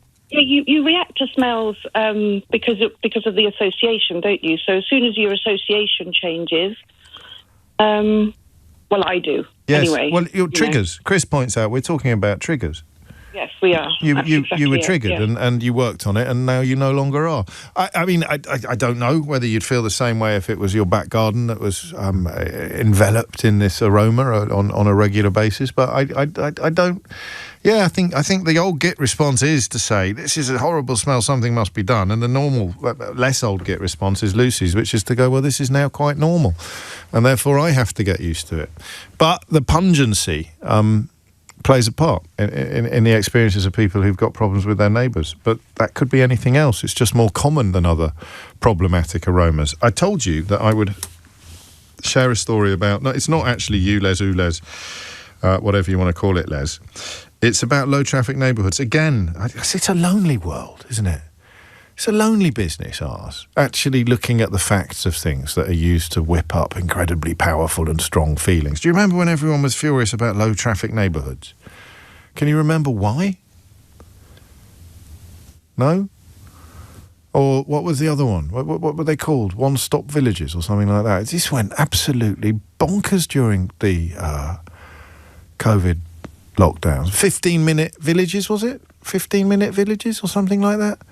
And you looked into it and people go, this is outrageous, this is human conditioning, this is communism. And you said, what is it exactly? I said, well, they're trying to make sure that as many people as possible live within a 15-minute walk of all the necessary amenities. I said, they're doing what? Yeah, they're just trying to make sure that you live no more than 15 minutes walk away from a shop, or a doctor's surgery, or what else was on the list, Keith? A hairdresser's? I made that last one up. So, what? You don't want to live near things? Or what? What are you actually angry about? Don't ask me that question. Stop condescending. So, low traffic road schemes are exactly the same. Making cars drive a little bit more slowly in heavily residential areas. It was designed to stop people getting hurt. And guess what? Low traffic neighbourhoods cut road injuries and deaths by more than a third within their boundaries, with no apparent negative safety effect on nearby roads, a study has shown. More than a decade of road casualty statistics in 113 London LTNs found, and other roads that did not have them, found that LTNs were associated with a 35% reduction in all injuries and 37% fewer deaths and serious injuries. So, creating the LTNs prevented more than 600 road injuries, including 100 involving death or serious injury. The idea, if you're not familiar with it, is to make smaller residential streets more friendly for walking, wheeling and cycling by using filters to stop through traffic by motor vehicles. I don't know whether you remember the rhetoric on this, but the idea was that ambulances wouldn't be able to get through, which is also true of Just Stop Oil protesters, but not pro-farming protesters in central London. I don't know how that works. I'm not big on cars, but apparently if protesters you don't like are stopping the traffic, then you have to care very, very passionately about ambulances, largely non-existent, that can't get through. If protesters you do like are blocking traffic, then you've got nothing to worry about at all. That is Rupert Murdoch's School of Journalism, chapter 366. Low traffic neighbourhoods are the same. People in the back of ambulances are absolutely to be prioritised because they are at risk of death or serious injury, and that is likely to be increased by low traffic neighbourhoods. Here is some research showing that actually low traffic neighbourhoods have prevented 100 deaths and 600 serious injuries, and therefore 700 ambulance call-outs that you didn't even need to have in the first place. But don't look at the facts, look at the feelings. And if somebody is telling you that you can't go down that road that you've always gone down before, but you now have to go down that road, which will get you to exactly the same place you wanted to get to in the first place, but possibly in a few minutes more time, then grrr, down with that sort of thing. Isn't it awful? I mean, Uxbridge and ULEZ was the best example, wasn't it? And they managed to lose an entire by-election, and Keir Starmer came down on the side of the scaremongers. You managed to lose an entire by-election based upon the idea that everybody in ULEZ was going to have to go out and buy a brand new car. Everybody in Uxbridge, I beg your pardon. And then the by-election happened, and not long afterwards, ULEZ was extended, and guess what? No one talks about it anymore. Except one bloke, actually, I tell a lie. When I did the State of London debate at the O2 last month with Sadiq Khan, he used to get disrupted all the time by ULEZ protesters. One time they turned up with whistles. I know what you're thinking, but yeah, they were grown-ups. But last time, there was only one left now, and he just started shouting at the end. It was quite poignant, actually. It was I still care! And I almost wanted to ask him why, but he'd waited until we'd already said goodnight and started packing up the shop before he shouted, I still care! I still... But remember the effort that was put into it. Can we do the list again, or would that be a bit lazy? By the people who brought you Brexit, the people who brought you Liz Truss, the people who brought you Boris Johnson, the people who brought you austerity, people who are telling you to be against the wealth tax, they were the same people that told you to be livid and furious and outraged by low-traffic neighbourhoods and indeed ULEZ, which is probably why they never mention it anymore. It's 11:45. James O'Brien on LBC. It's 11:47. You're listening to James O'Brien on LBC, where we continue to have an odd conversation, really, because it doesn't have a conclusion, does it? There's something simultaneously ridiculous about the idea of policing smells, even the smell of cannabis, and yet something very seductive or persuasive about that particular smell being something that we should... or someone should be doing rather more to reduce the prevalence of. Corpsey, not for the first time, puts things best. He points out, we've almost completely got rid of tobacco smoke in public. I think a gentle nudge to remind people of their manners around joints should be all. I don't want it illegal, just a little etiquette and consideration. But I wonder whether people who smoke it a lot are aware of how unpleasant it is for everybody else. Do you remember coming back from a nightclub I'm speaking to people roughly my age and thereabouts. Do you remember the morning after being in a club? And you could smell whether you smoked or not. Coming downstairs when you were a kid, if either of your parents smoked. The idea that was normal is actually extraordinary. And if I think back correctly, the smokers had no idea how abnormal that was or how unpleasant that was. I think Corpsey might be onto something, making it an issue of etiquette rather than an issue of law and order. But I don't know that we're living in an era at the moment where people are particularly cognizant of others' feelings. Sam is in Preston. Sam, what did you want to say? We may never know. Kim's in Penge. Kim, what's on your mind? Hi, Joe. Hello, Kim. I just wanted to say I've lived in southeast London all my life, so... yes. How did you know? I love Penge. I think it's a wonderful word, Penge. I'm not sure I've ever been to Penge. It's the coolest place to live. live. Did you not see the article in the Sunday Times? Yes, that was it. I knew it was bubbling away in the back of my mind for some reason, but it's such a wonderful word, penge. Penge. Anyway, carry on. We actually call the smell eau de ponge. When we go elsewhere, we can smell cannabis. We actually say, "Oh, eau de ponge." Eau de ponge. Anyway, so it is. You think it's particularly prevalent in Penge? Prevalent in Penge. It's prevalent, I think, people smoking it on the street. Yes. But I don't actually mind the smell. I prefer it to normal cigarette smoke, really. But what I wanted to say is just recently, even though I don't mind the smell, because if you're just walking past, but just recently I've been looking after my baby grandson, and I'm just, and it was, you're walking and you're trying to overtake. And then I've become more conscious of it because I don't want him smoking, especially if they're holding it down at sort of like that level as well. And I did actually, it was a few months ago, there was a guy and he had the most huge spliff I've ever seen. It was like was it a Camberwell carrot? And I was trying to pass him in the buggy because I was on a bit of a mission, and I did actually say something, and I said, "Please," I said, "can you just hold that somewhere else?" I said, because my gorgeous grandson doesn't need to smoke in, passive smoking. How did he respond? Can I do the voice? I don't know if. Well, hang on. Is it? Yeah, go on then. Why not? He said, "Yo, man." but was he? He was Welsh, was he? So was he? But he was. I don't do accents. You and me both, honestly. So he was polite and accommodating. Yeah, was. That's what I thought. Once you pointed it out, that's what I was touching on before you came on about the idea of normality. It's two different types of normal clashing, and when you point out, hang on, this isn't my normal. Most people will be, oh gosh, I'm sorry, excusez-moi. Yeah.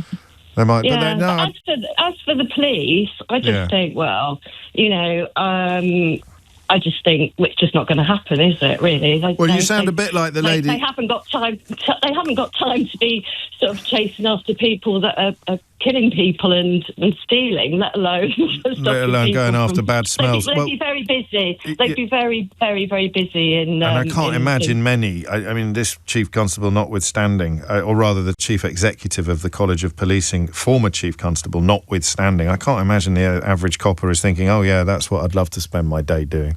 You sound a little like Lucy, who of course based her experiences on The Hague in the Netherlands, not on Penge, or Ponge, as some people refer to it, apparently, in that you just got used to it and stopped caring, really. So as with a lot of things in life, you just sort of notice it, and then suddenly... Do you know what it's reminded me of, listening to Kim?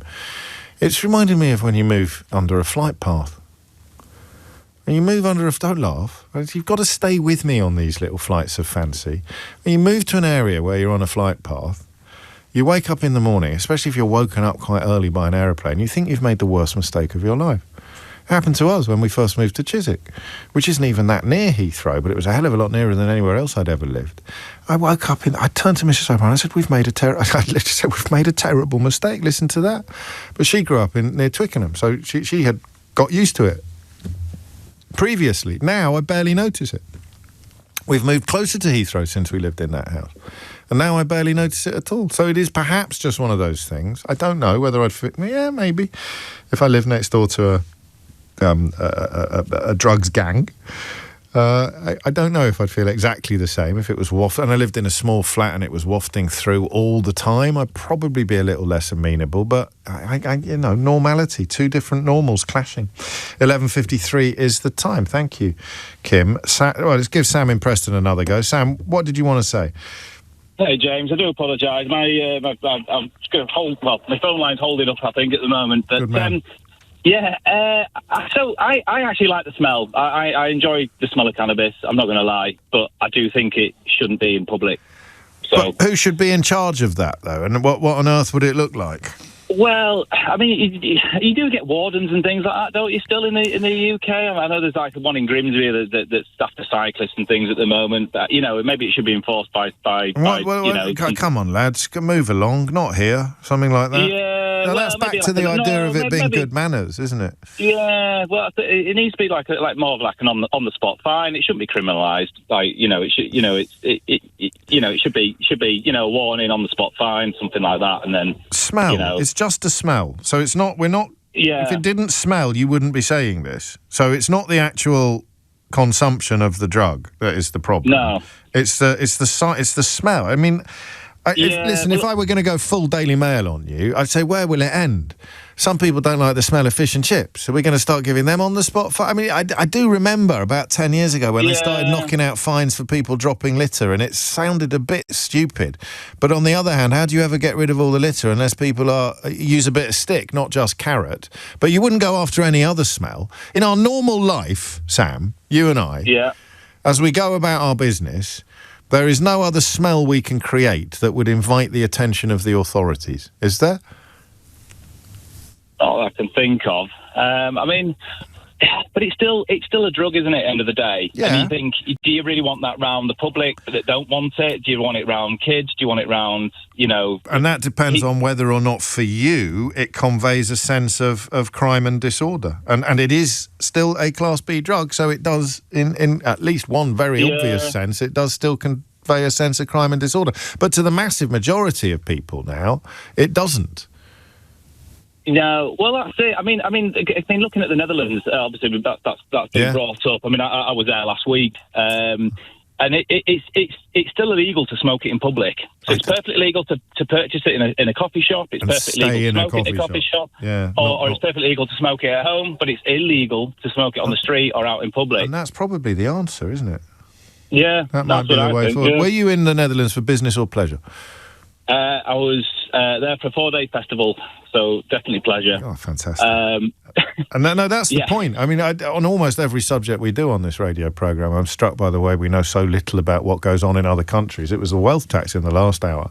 But that everyone's got a slightly warped notion of what goes on in the Netherlands or in Holland. But the whole point of coffee shops is to minimise use outside of them. If I remember correctly, it's a long time since I've been there, but it seems to tally with your recent experiences. We've missed one really crucial point in this conversation, and I wonder if you know what it is. A couple of people have picked it up on my inbox and on Blue Sky, but it's quite a significant contributor to the conversation, and I shall certainly not go to the 12 noon news without telling you what it is. But I want to squeeze in Joseph, who is, appropriately enough for fans of Withnell and I, he is in Camberley, sadly, not Camberwell. Joseph, what would you like to say?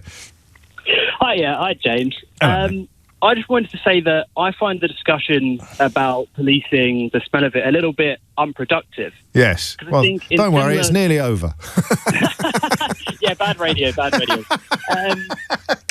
No, I think we should be pushing to legalise this, and I think we should also be pushing healthier ways of managing it. We should be cracking down on antisocial behaviour. So if you have people that are smoking in inappropriate places, then you can deal with that. But when we still have this illegalised and we still have these connotations, as you know, of crime and these kind of things, I don't think the police coming down and cracking down on this, it really is going to make the country safer. It's just going to cost money. It's inefficient. I think it makes a lot more sense for us to push for legalisation. But this is productive. This is productive. This is nice. That's the other goalpost that I planted at 11 o'clock this morning. Let me read you what Andy Marsh, the Chief Executive of the College of Policing, says, and we'll see if it changes your mind at all. Are you ready? Yep. In my community, my kids are too frightened to use the bus stop because it always stinks of cannabis. Policing is about creating an environment that people feel safe in. I'm speaking from personal experience and people I talk to. If I walk through a town, city, or even a village and I smell cannabis, it does actually have an impact on how safe I feel. For me, the smell of cannabis around communities feels like a sign of crime and disorder. Wow. I think what I'd say to that is there's a lot of feels like, isn't there? And there's not a lot of fact.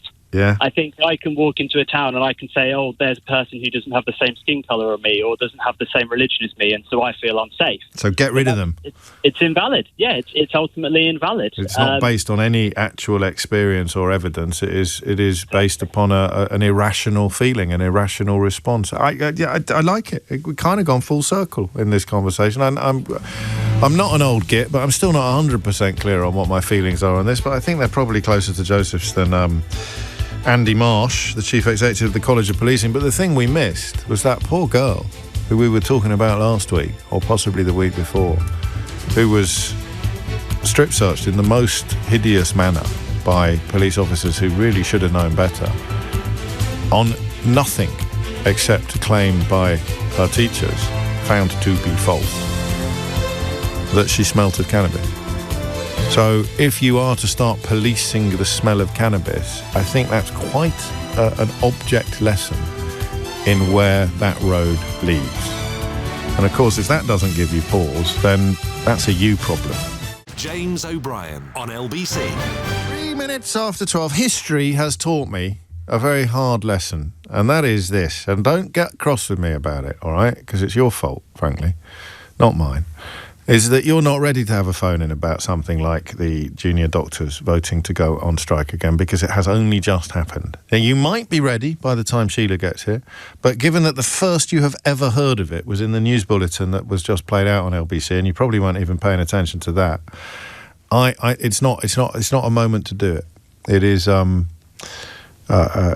that needs a little bit of time to percolate.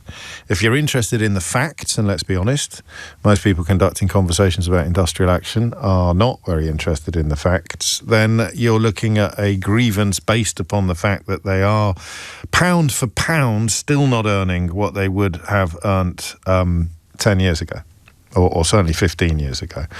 But on the other side of the scales sits the facts, again, facts matter, that they got a 5.4% pay rise for this financial year and 22% over the previous 2 years. It's still, according to the British Medical Association, and I think their figures stand up to scrutiny, around 20% lower in what they like to call real terms than in 2008, just before the Tories got in and blamed the global financial crisis on there being too many libraries in Wolverhampton, to paraphrase Alexei Sale. So we'll probably get stuck into that tomorrow, because my feelings change with the facts. As the facts change, so my mind changes, and never more so than in areas of industrial action, where I've often told you that it is as stupid to be in favour of every single strike as it is to be opposed to every single strike. 5 minutes after 12 is the time. I like this story, and I want to tell you something quite important before we get stuck into it. The research has been conducted by the Institute for Public Policy Research, which sounds like one of those dodgy Tufton Street outfits who miraculously produce, quotes, research, end quotes, that tallies entirely with their own vampiric worldview. It is not one of them. For example, if you go to their Wikipedia page, you can see a long list of the venerable individuals and institutions that fund them. Whereas if you go to the Wikipedia pages of the vampiric Tufton Street outfits that try to look like these sort of institutions and institutes, you will not find any evidence at all of who funds them, because they don't want to tell you, because it would make a mockery of the research that they publish. Now, there's a lonely furrow in the UK media, although happily not as lonely as it was when we first started ploughing it on this programme. So the IPPR is not one of the dodgy ones. Despite the fact that its latest research, if you were to crunch it appropriately, could lend itself to the kind of othering and buck passing that is the bread and butter of so-called institutes and alliances and sundry other fancy words designed to cover up the fact that they are essentially propaganda outlets doing the bidding of whoever these mysterious individuals and institutions are who pay them, who pay their wages. Only half of today's youngsters leave school ready for work. This is polling by the IPPR. 54% of those aged 25 to 34. So things were pretty bad 7 years ago. 67% of those aged 55 to 64. And this is according to them. That's why I like this research. This is about half of school leavers saying that 47%, in fact, of 18 to 24-year-olds say that they were ready for work, with half, it's almost 52-48, the infernal ratio, isn't it, saying that they weren't. There's something quite poignant about that. Because it's customary at this point to start hitting them over the head with a wet fish and telling them that they need to be more resilient and pull their socks up, and it's all because of snowflakes and wokery. But what you have here is a cohort of young people saying, I'm not ready for work. Now, again, it's customary at this point to accuse them of lying or copping out or swinging the lead or trying to live a life of untrammelled luxury upon the pittance that they would receive from universal credit. But we do know there's a crisis. 1 million 16 to 24-year-olds not in education, employment or training. And that is an eternal mystery to me, a mystery that we have nibbled at the edges of together on this programme, but never really got to the bottom of. It remains fascinating to me that figure can be so high. And part of it, I think, is to do with a sort of extension of adolescence. People leave school, but their life doesn't actually change that much. They haven't got a job. They perhaps hold out for a job that is not actually available for them, but think that it will be soon. Mum and dad, or mum or dad, are more sympathetic than previous generations were because they know what the workplace is like. Just bear with me on this. It's a work in progress. They know what the workplace is like. So when my parents would tell me that, for example, I needed to get a job in the summer holidays, or certainly the summer that I left school, I had to go out and march up and down Worcester High Street giving my CV to every shop in the place. It was a different world. And your relationship with the workplace was different. And you probably had at least one parent at home who respected that relationship. Now, increasingly, I think parents are like, yeah, well, you might as well stay at home. And you still get fed, you still get your clothes washed, you might even get a little bit of pocket money. And I don't know what the next chapter of that story is. But I don't think there's much purpose or benefit to beating up these kids. I don't know how reliable the numbers are, how many young people who think they're not ready for work actually are ready for work. They're just not receiving the encouragement or the information that they need. And neither do I know what it means.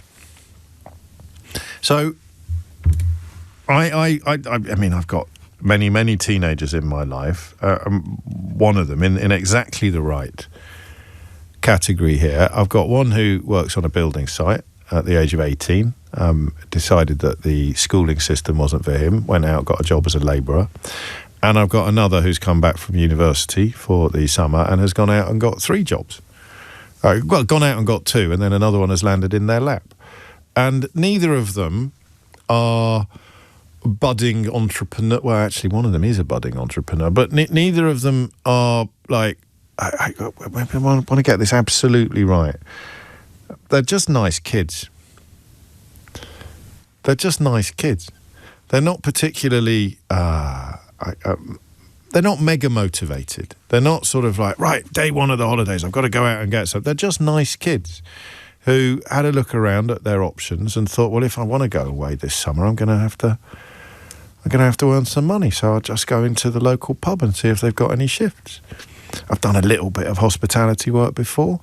And then somebody else in the pub says, oh, we're looking for someone who could do Saturdays for us in our shop. And you say, yeah, I could probably do that because I'm only working in the pub in the evenings. And then suddenly they're roughly where I was when I was 19, where I'd work I'd work 5 days a week at River Island in Worcester, and then I'd do some nights in the Brasserie in Kidderminster. So that and I wasn't a particularly motivated 19-year-old. I used to think things like a firm handshake mattered because that's the way I was brought up, making eye contact. I don't know what ready for work means. But I do know that shouting at these people, shouting at these youngsters is unlikely to be helpful or productive.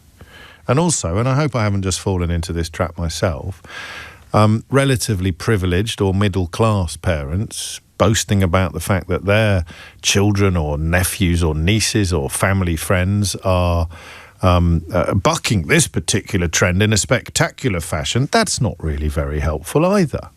Because you're not talking about teenagers who have come home and said, I don't think I'm ready for work. I don't know what that means. I don't know what that means. Only half of today's youngsters leave school ready for work.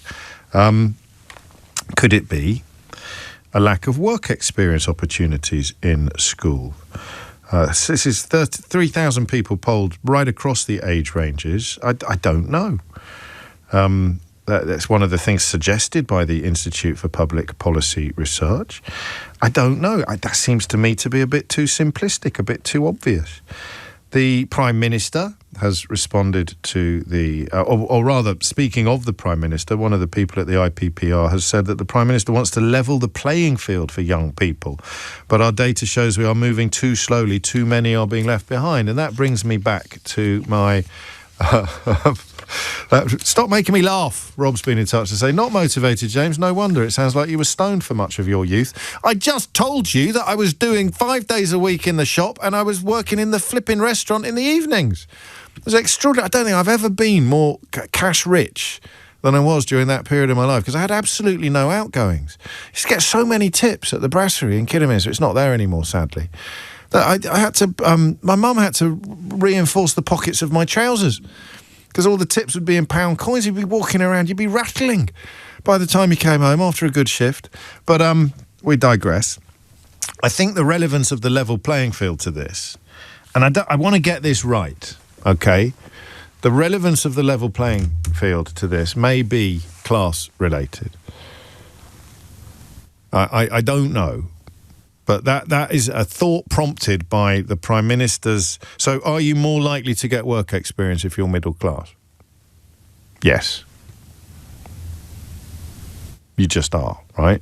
I mean, this is the time of year I get quite a lot of requests from people. And most of them I can't help with, but they'll know other people. And you'll say, could you help us out a bit? The charity I'm a trustee of swims in the opposite direction or tries to swim in the opposite direction. The Andy Taylor Foundation is designed to help people who will not have any parental contacts at all get their foot in the door of the creative industries, most obviously digital media, because that was my late friend's field. And when you meet brilliant people who tell you that they would never have got a break had it not been for the work of the charity, you realise how big the gulf is, how unlevel the playing field is. And I don't know, I should check with a couple of them actually, possibly the poor soul who I was responsible for mentoring, whether or not at the age of 18, if they had been approached by a pollster and asked if they were ready for work, I've got a feeling they might have said no. It was a world they'd never visited. I've got a feeling, I'm just thinking of the whole cohort, and certainly I think 2 or 3 of them really needed help in recognising their own potential, and they're going great guns now. I mean, great guns. But if I'd met them at 18 and said, are you ready for work? I think they might have said no. So there's your first problem. You read the headline, in this case perhaps in the Daily Mail, and you think it's about something completely different from what it's actually about. Oh, they need to pull their socks up, they need to be tougher, they're just swinging the lead, we cosset them too much. Are you sure about that? Because the Jesuits used to have a saying, give me a boy at 11 and I'll give you the man at 18 or something like that. I would say, partly as a consequence of the charity that I'm involved with, you give me an 18-year-old who doesn't think they're ready for work, and I'll give you an 18-and-a-half-year-old who categorically is. And they didn't begin that process by choice. They didn't leave school, quotes, unready for work, end quotes, as a consequence of any decisions that they made. It was influences they were exposed to, ideas that they were aware of, avenues that were open to them. That, I think, is part of the problem here. So, in the past, I'm a little bit embarrassed to tell you that we've conducted conversations like this in quite a cruel way.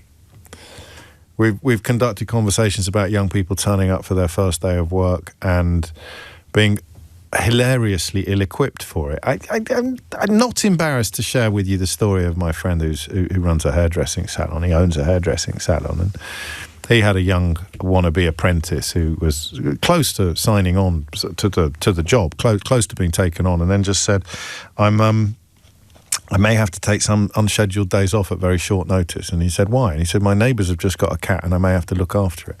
And I still laugh about that, but I don't think that's representative. I don't know. So what does it mean to you? What does it mean to you? That simple phrase, ready for work. And what I'd love you to do, if you were an 18, so think back now, or maybe you don't even have to think back, or you don't have to think back that far. I always ask people in my full disclosure interviews something like, if I met you when you were 14 or 15, what would you have wanted to be when you grow up? It was Irving Welsh yesterday, the Trainspotting author, as you know. He's the first one so far to say astronaut. I said, had you not grown out of it by 15? And also, you've just told me you were rubbish at school and you left without any qualifications. He goes, no, I still wanted to be an astronaut. He's Scottish. Do you think you were one of them? If I'd got you when you were 18 and I'd said, just as you left school, so I get you at the school gates, you're filing past at the school gates, and I say, excuse me, have you got a moment? Are you ready for work? Do you think you could go into work and start tomorrow? And you'd have said no. If you're someone there, so you think, no, I don't think I would have done. What did that mean? 0345 6060 973. When an 18-year-old tells you, or a 23-year-old, when an 18 to 24-year-old tells you that they're not ready for work, when you tell me that you're not ready for work, what do you mean? What does that mean? Because, listen, I can fill my switchboard up with people who don't know what it means, but are convinced they've got the answers. I've worked 17 jobs since I was 4. Oh, they just need to work harder. They just need more resilience, but they're not listening to you. What does it mean when an 18-year-old tells you that they're not ready for work? What do they mean? What does that mean from their side of the counter? Not from, because that's what's so fascinating about this research. They've asked the young people whether they feel ready for work. They haven't asked bosses to list all the cat sitters and all the kids who couldn't make a cup of tea. They haven't asked bosses to castigate young people who weren't fit for the task. They've asked young people whether they're ready for work, and the young people in their droves have said no. And listen, take it up to 34, and the figures aren't much better. 25 to 34-year-olds, only 54% felt they were ready for work. So you left school and you didn't think that you were ready for work. Ring me now, please, and tell me what that meant, what that means. I wasn't ready for work. What does that mean? 0345 6060 973. James O'Brien on LBC. I have to be careful here. And there's something similar happened in the first hour. I don't get the right calls on these subjects. And I don't want to sound impatient or ungrateful if you do ring me. We're having a conversation about what a young person means when they say they weren't ready for work. But I do conversations about how we can have 1 million 16 to 24-year-olds not in education, employment or training.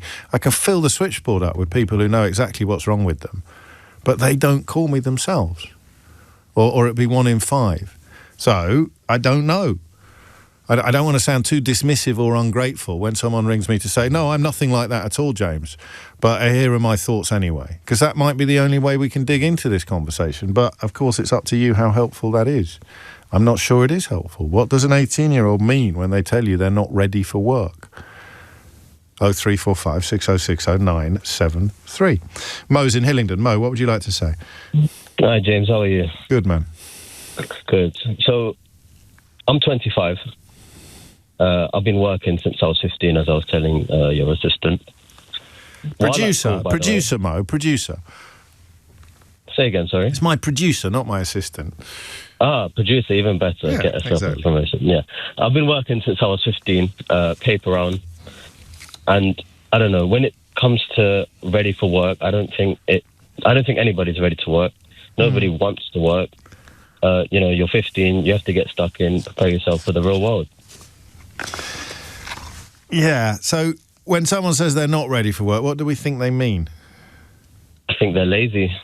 I think the second you get your national insurance number, you're 16, you get out and get it cracking, because nothing's going to prepare you for the real life. Nothing's going to prepare you for adult life and, you know, paying bills and paying rent and financing your expenses. Nothing's going to prepare you for that other than experience.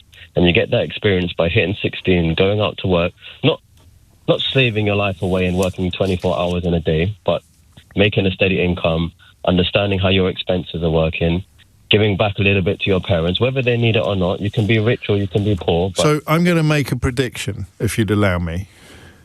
Is that when you went out to get a paper round, or when you started work as a teenager, it was very much with the encouragement and possibly even the insistence of your parents? Semi-true. So now let's imagine that you didn't have parents who did that. What would happen then? Right. I mean, each to their own. Everyone has a different upbringing, of course, but my parents didn't say, oh, you know, you have to go out, you have to get some money, you have to pay me the £35 a week that you was making during a paper round.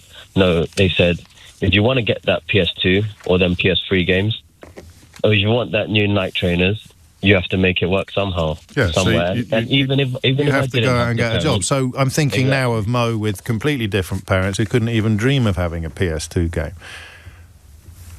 Well, or that's trainers. the thing.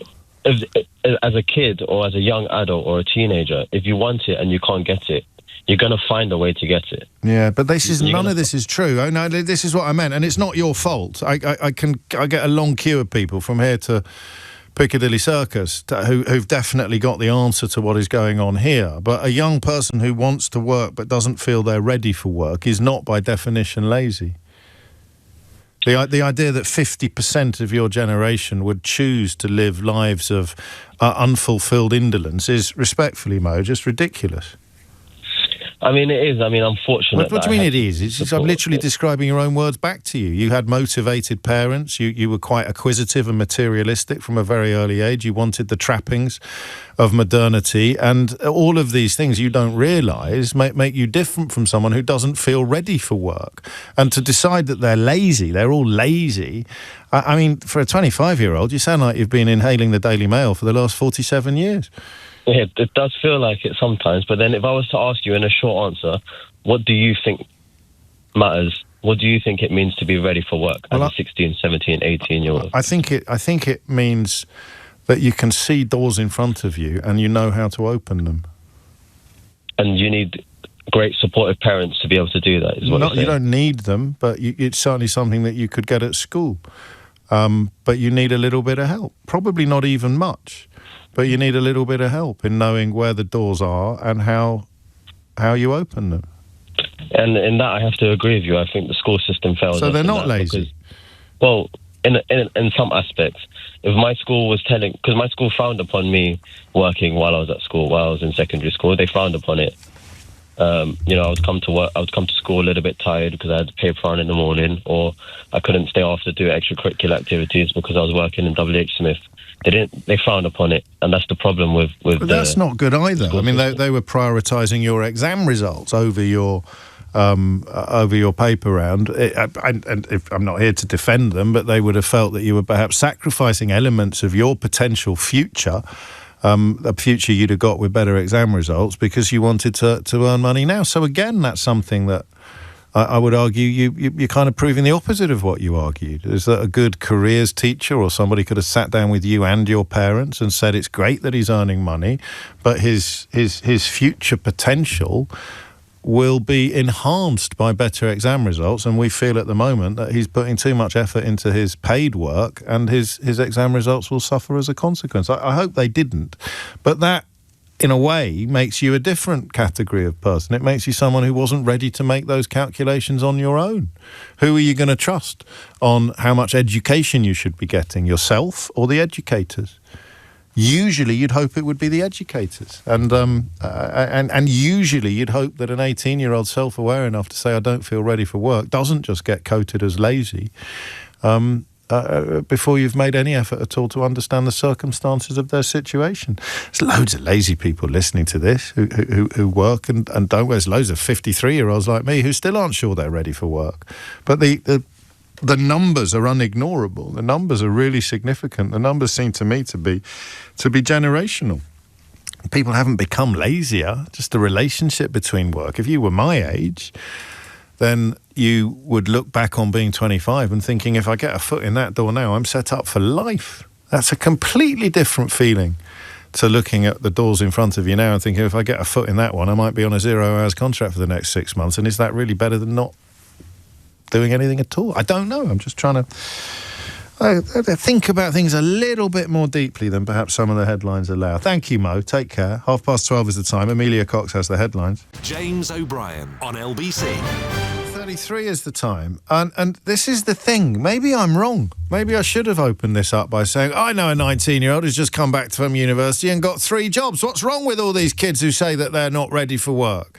Or I could have said, when I left school, I went into River Island in Worcester and got a job immediately. And then I went into the local restaurant and got a job there as well. And when I was 16, I did 2 weeks on a building site in South Yorkshire. I don't know if I've ever told you about that.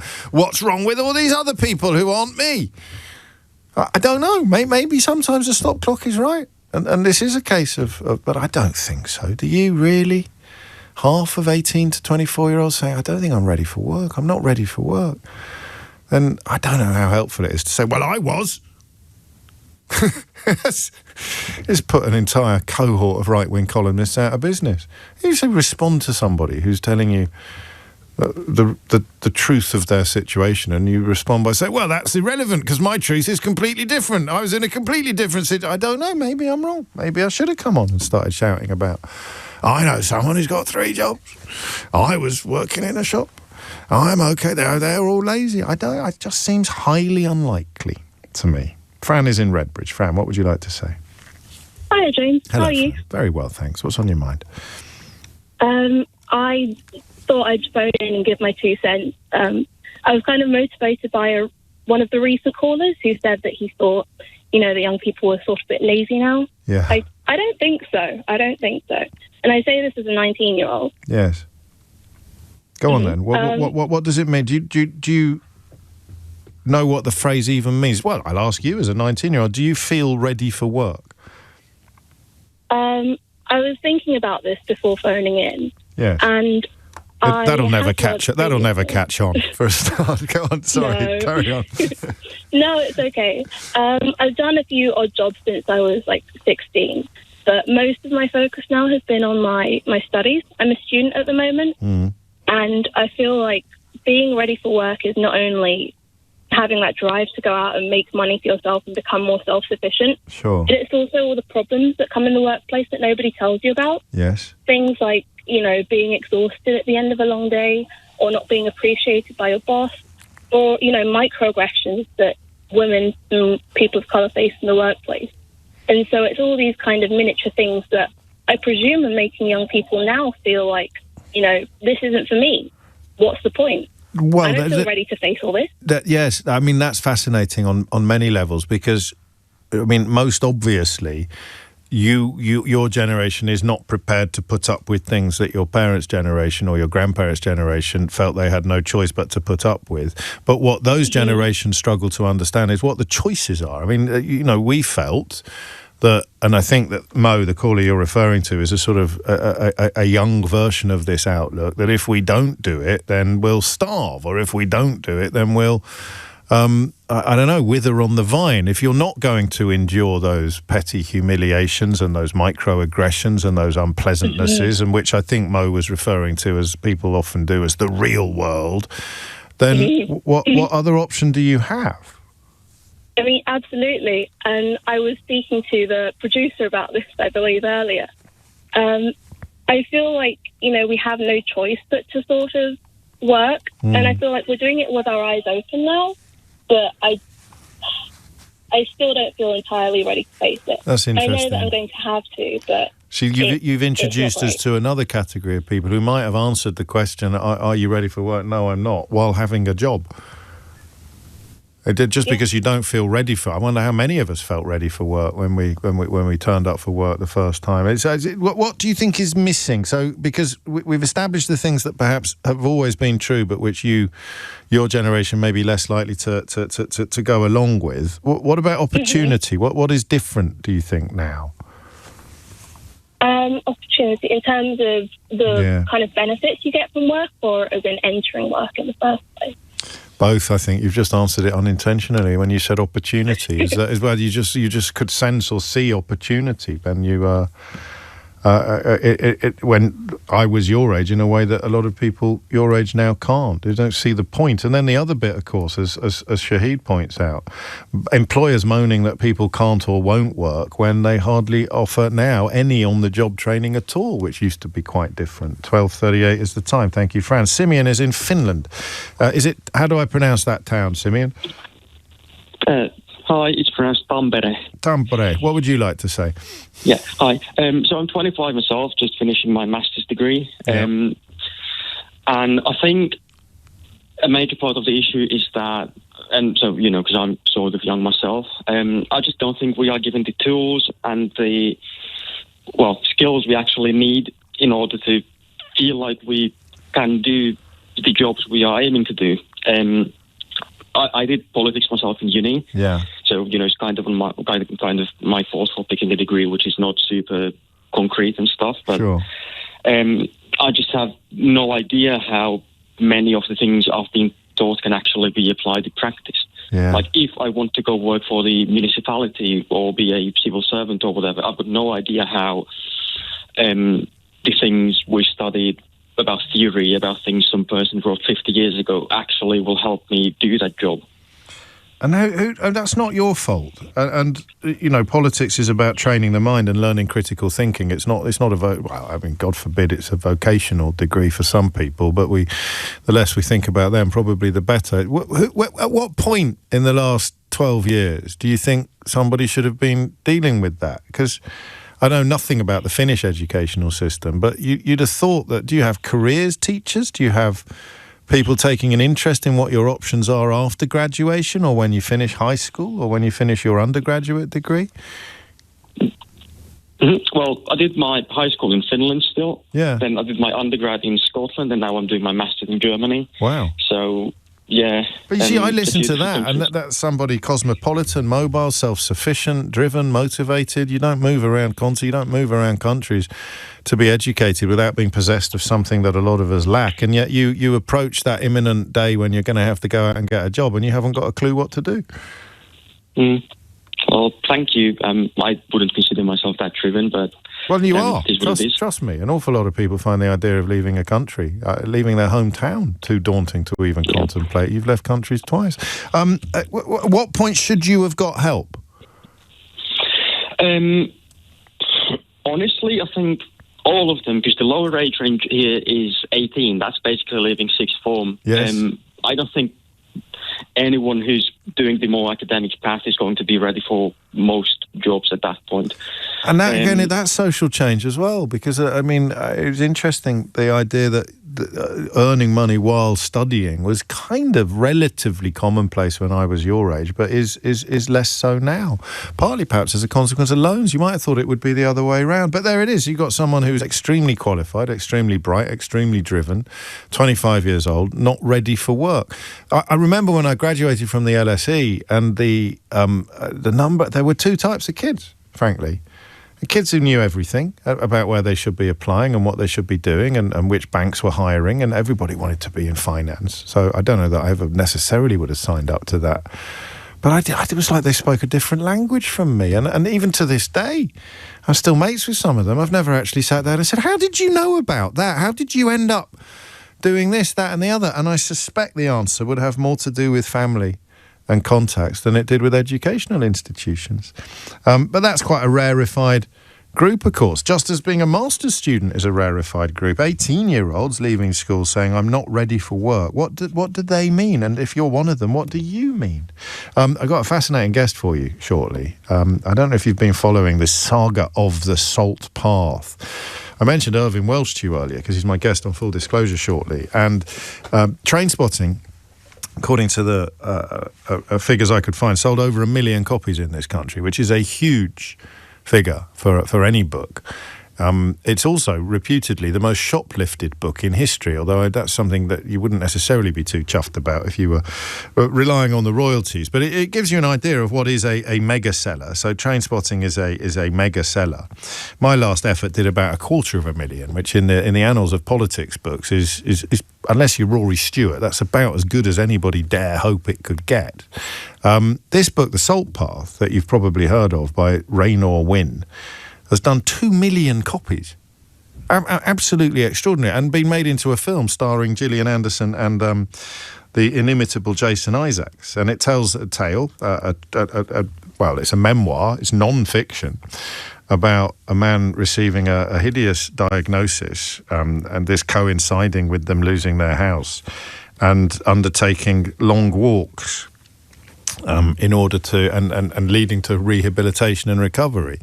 And there was a brilliant piece in The Observer, which I've told you a few times, has really hit the ground running since its relaunch on Friday, wondering, shall we say, how much of this was actually true.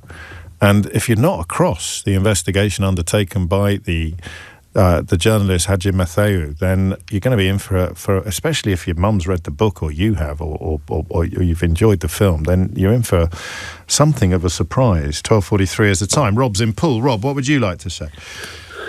Good morning. I'm a deputy head teacher in the school, and in the last fortnight we have just tried to get 270 year 10, so in old money, that is 14, 15-year-olds into work experience. Right.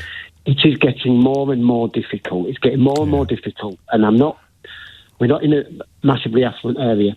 We rely more and more on parents to be able to support. There's more and more parents working from home. So that narrows the field somewhat in actually going out, and even if it's just spending time in an office. Yes. And the call a couple of calls ago, I thought she was absolutely brilliant. It's not about being lazy. They are not lazy. No, I know. They are scared. They don't know how a work environment works. And by going out to work experience, it's not about doing a job that you might want to do in 20 years' time. No. It's about understanding what it means to get up every morning, understand the work culture and what happens from there. There's a fear.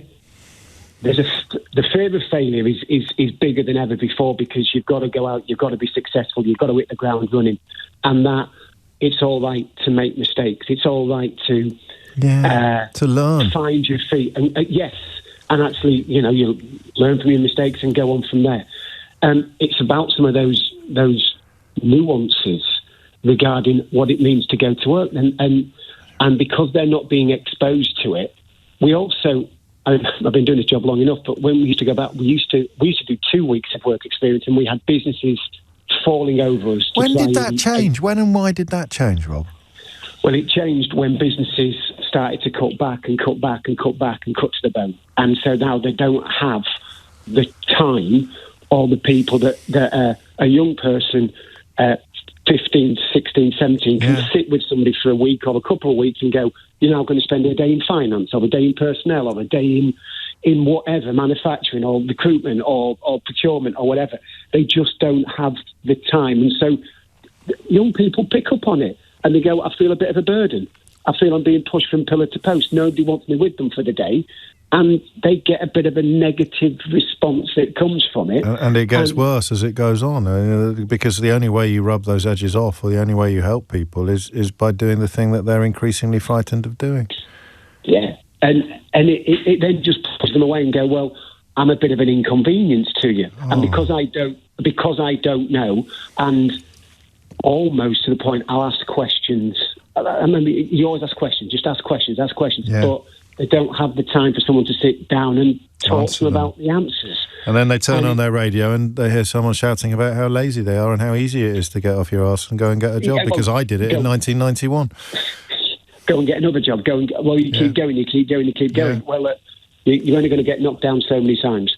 And it's not about resilience. It's not about a lack of wanting to. There is a bigger thing that it becomes more and more complicated for them to do it, and people need to guide them through it more, be it mentorship, be it teachers, be it people like yourself who are going to put a bit of time in to say this is how we go and do it, because you don't know what you don't know. You don't know what you don't know, and you can't be what you can't see.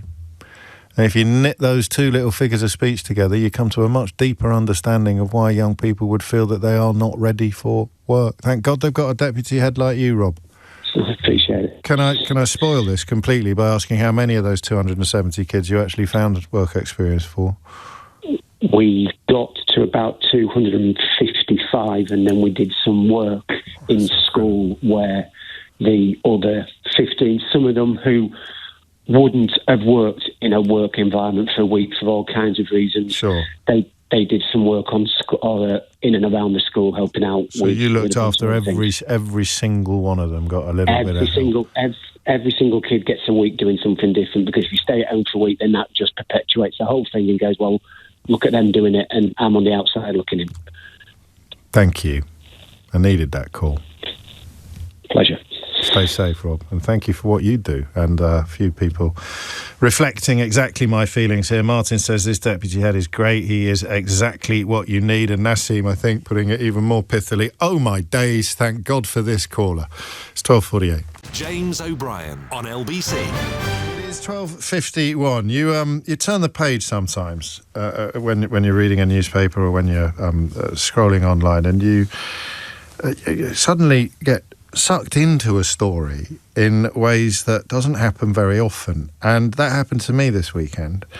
It is the story of a story, somewhat confusingly, and it is a story that an almost unprecedented number of people will be familiar with. The story of the Salt Path, an incredibly powerful account of a couple's 630-mile journey, during which the husband of the couple, who goes by the name Moth in the book The Salt Path, enjoys a borderline miraculous improvement or recovery in the condition that we learn earlier in the book he has just been diagnosed with. And the reason why this epic trek was undertaken was, we learn from the author, who goes by the name Raynor Wynne, because they lost their house as a consequence of an unfortunate investment in a friend's business, and it has become a publishing phenomenon. But it became a publishing phenomenon as long ago as 2018, which makes my first question to Chloe Hadjimatheou, who is the journalist who wrote this story for The Observer that I referred to, why you started looking into it. That's a good question. It's the first time for everything. I got a tip-off. So some people who knew them at some point came up to me and said, what our experience of them doesn't tally with what they've written in the book, and we don't have any evidence, so we can't say anything, but we think you should have a look. And, as a journalist, when you get something like that, you often think, well, these people may have an axe to grind. Raynor and Mothwin are incredibly popular, incredibly successful. Some people might want to bring them down, so you've got to treat it with extreme caution. And it took a while, but quite quickly it became clear that they were not using their real names. And usually when authors have pen names, you can find their real name somewhere. But Raynor Wynne's real name, which is Sally Walker, isn't anywhere to be found. And then I started digging around the house that they claim was repossessed, and, old-fashioned, going to the land registry and looking at documents, that kind of thing. It became clear that there was a very strange loan that had been taken out against this house, in effect a private mortgage. And what transpired, I went to North Wales, to the town where their house was, and started digging around. And what I found was that Sally Walker had been accused back in 2008 of defrauding her employer. She worked as a bookkeeper for a little estate agents, and they noticed some money had gone missing. At the beginning, they thought 9,000 had gone missing, and then when they dig deeper, they found that actually it was tens of thousands, over 60,000. And they went to the police, and Sally Walker, which is what Raynor Wynne went by back then, was arrested and questioned, and her house was searched, and she was let go for the night, and she did a runner, it seems. She went back to London, down to London, where her husband had a rich relative, and she asked him for help, and he gave the Walkers £100,000.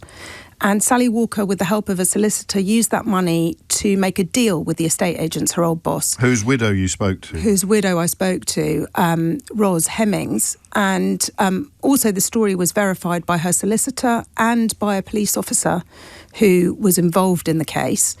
And what I learned was that Sally Walker offered to pay them back all the money and cover all legal costs on both sides. And in return, her boss, Martin Hemmings, had to promise never to speak about the case again and also not to pursue any more criminal action against her.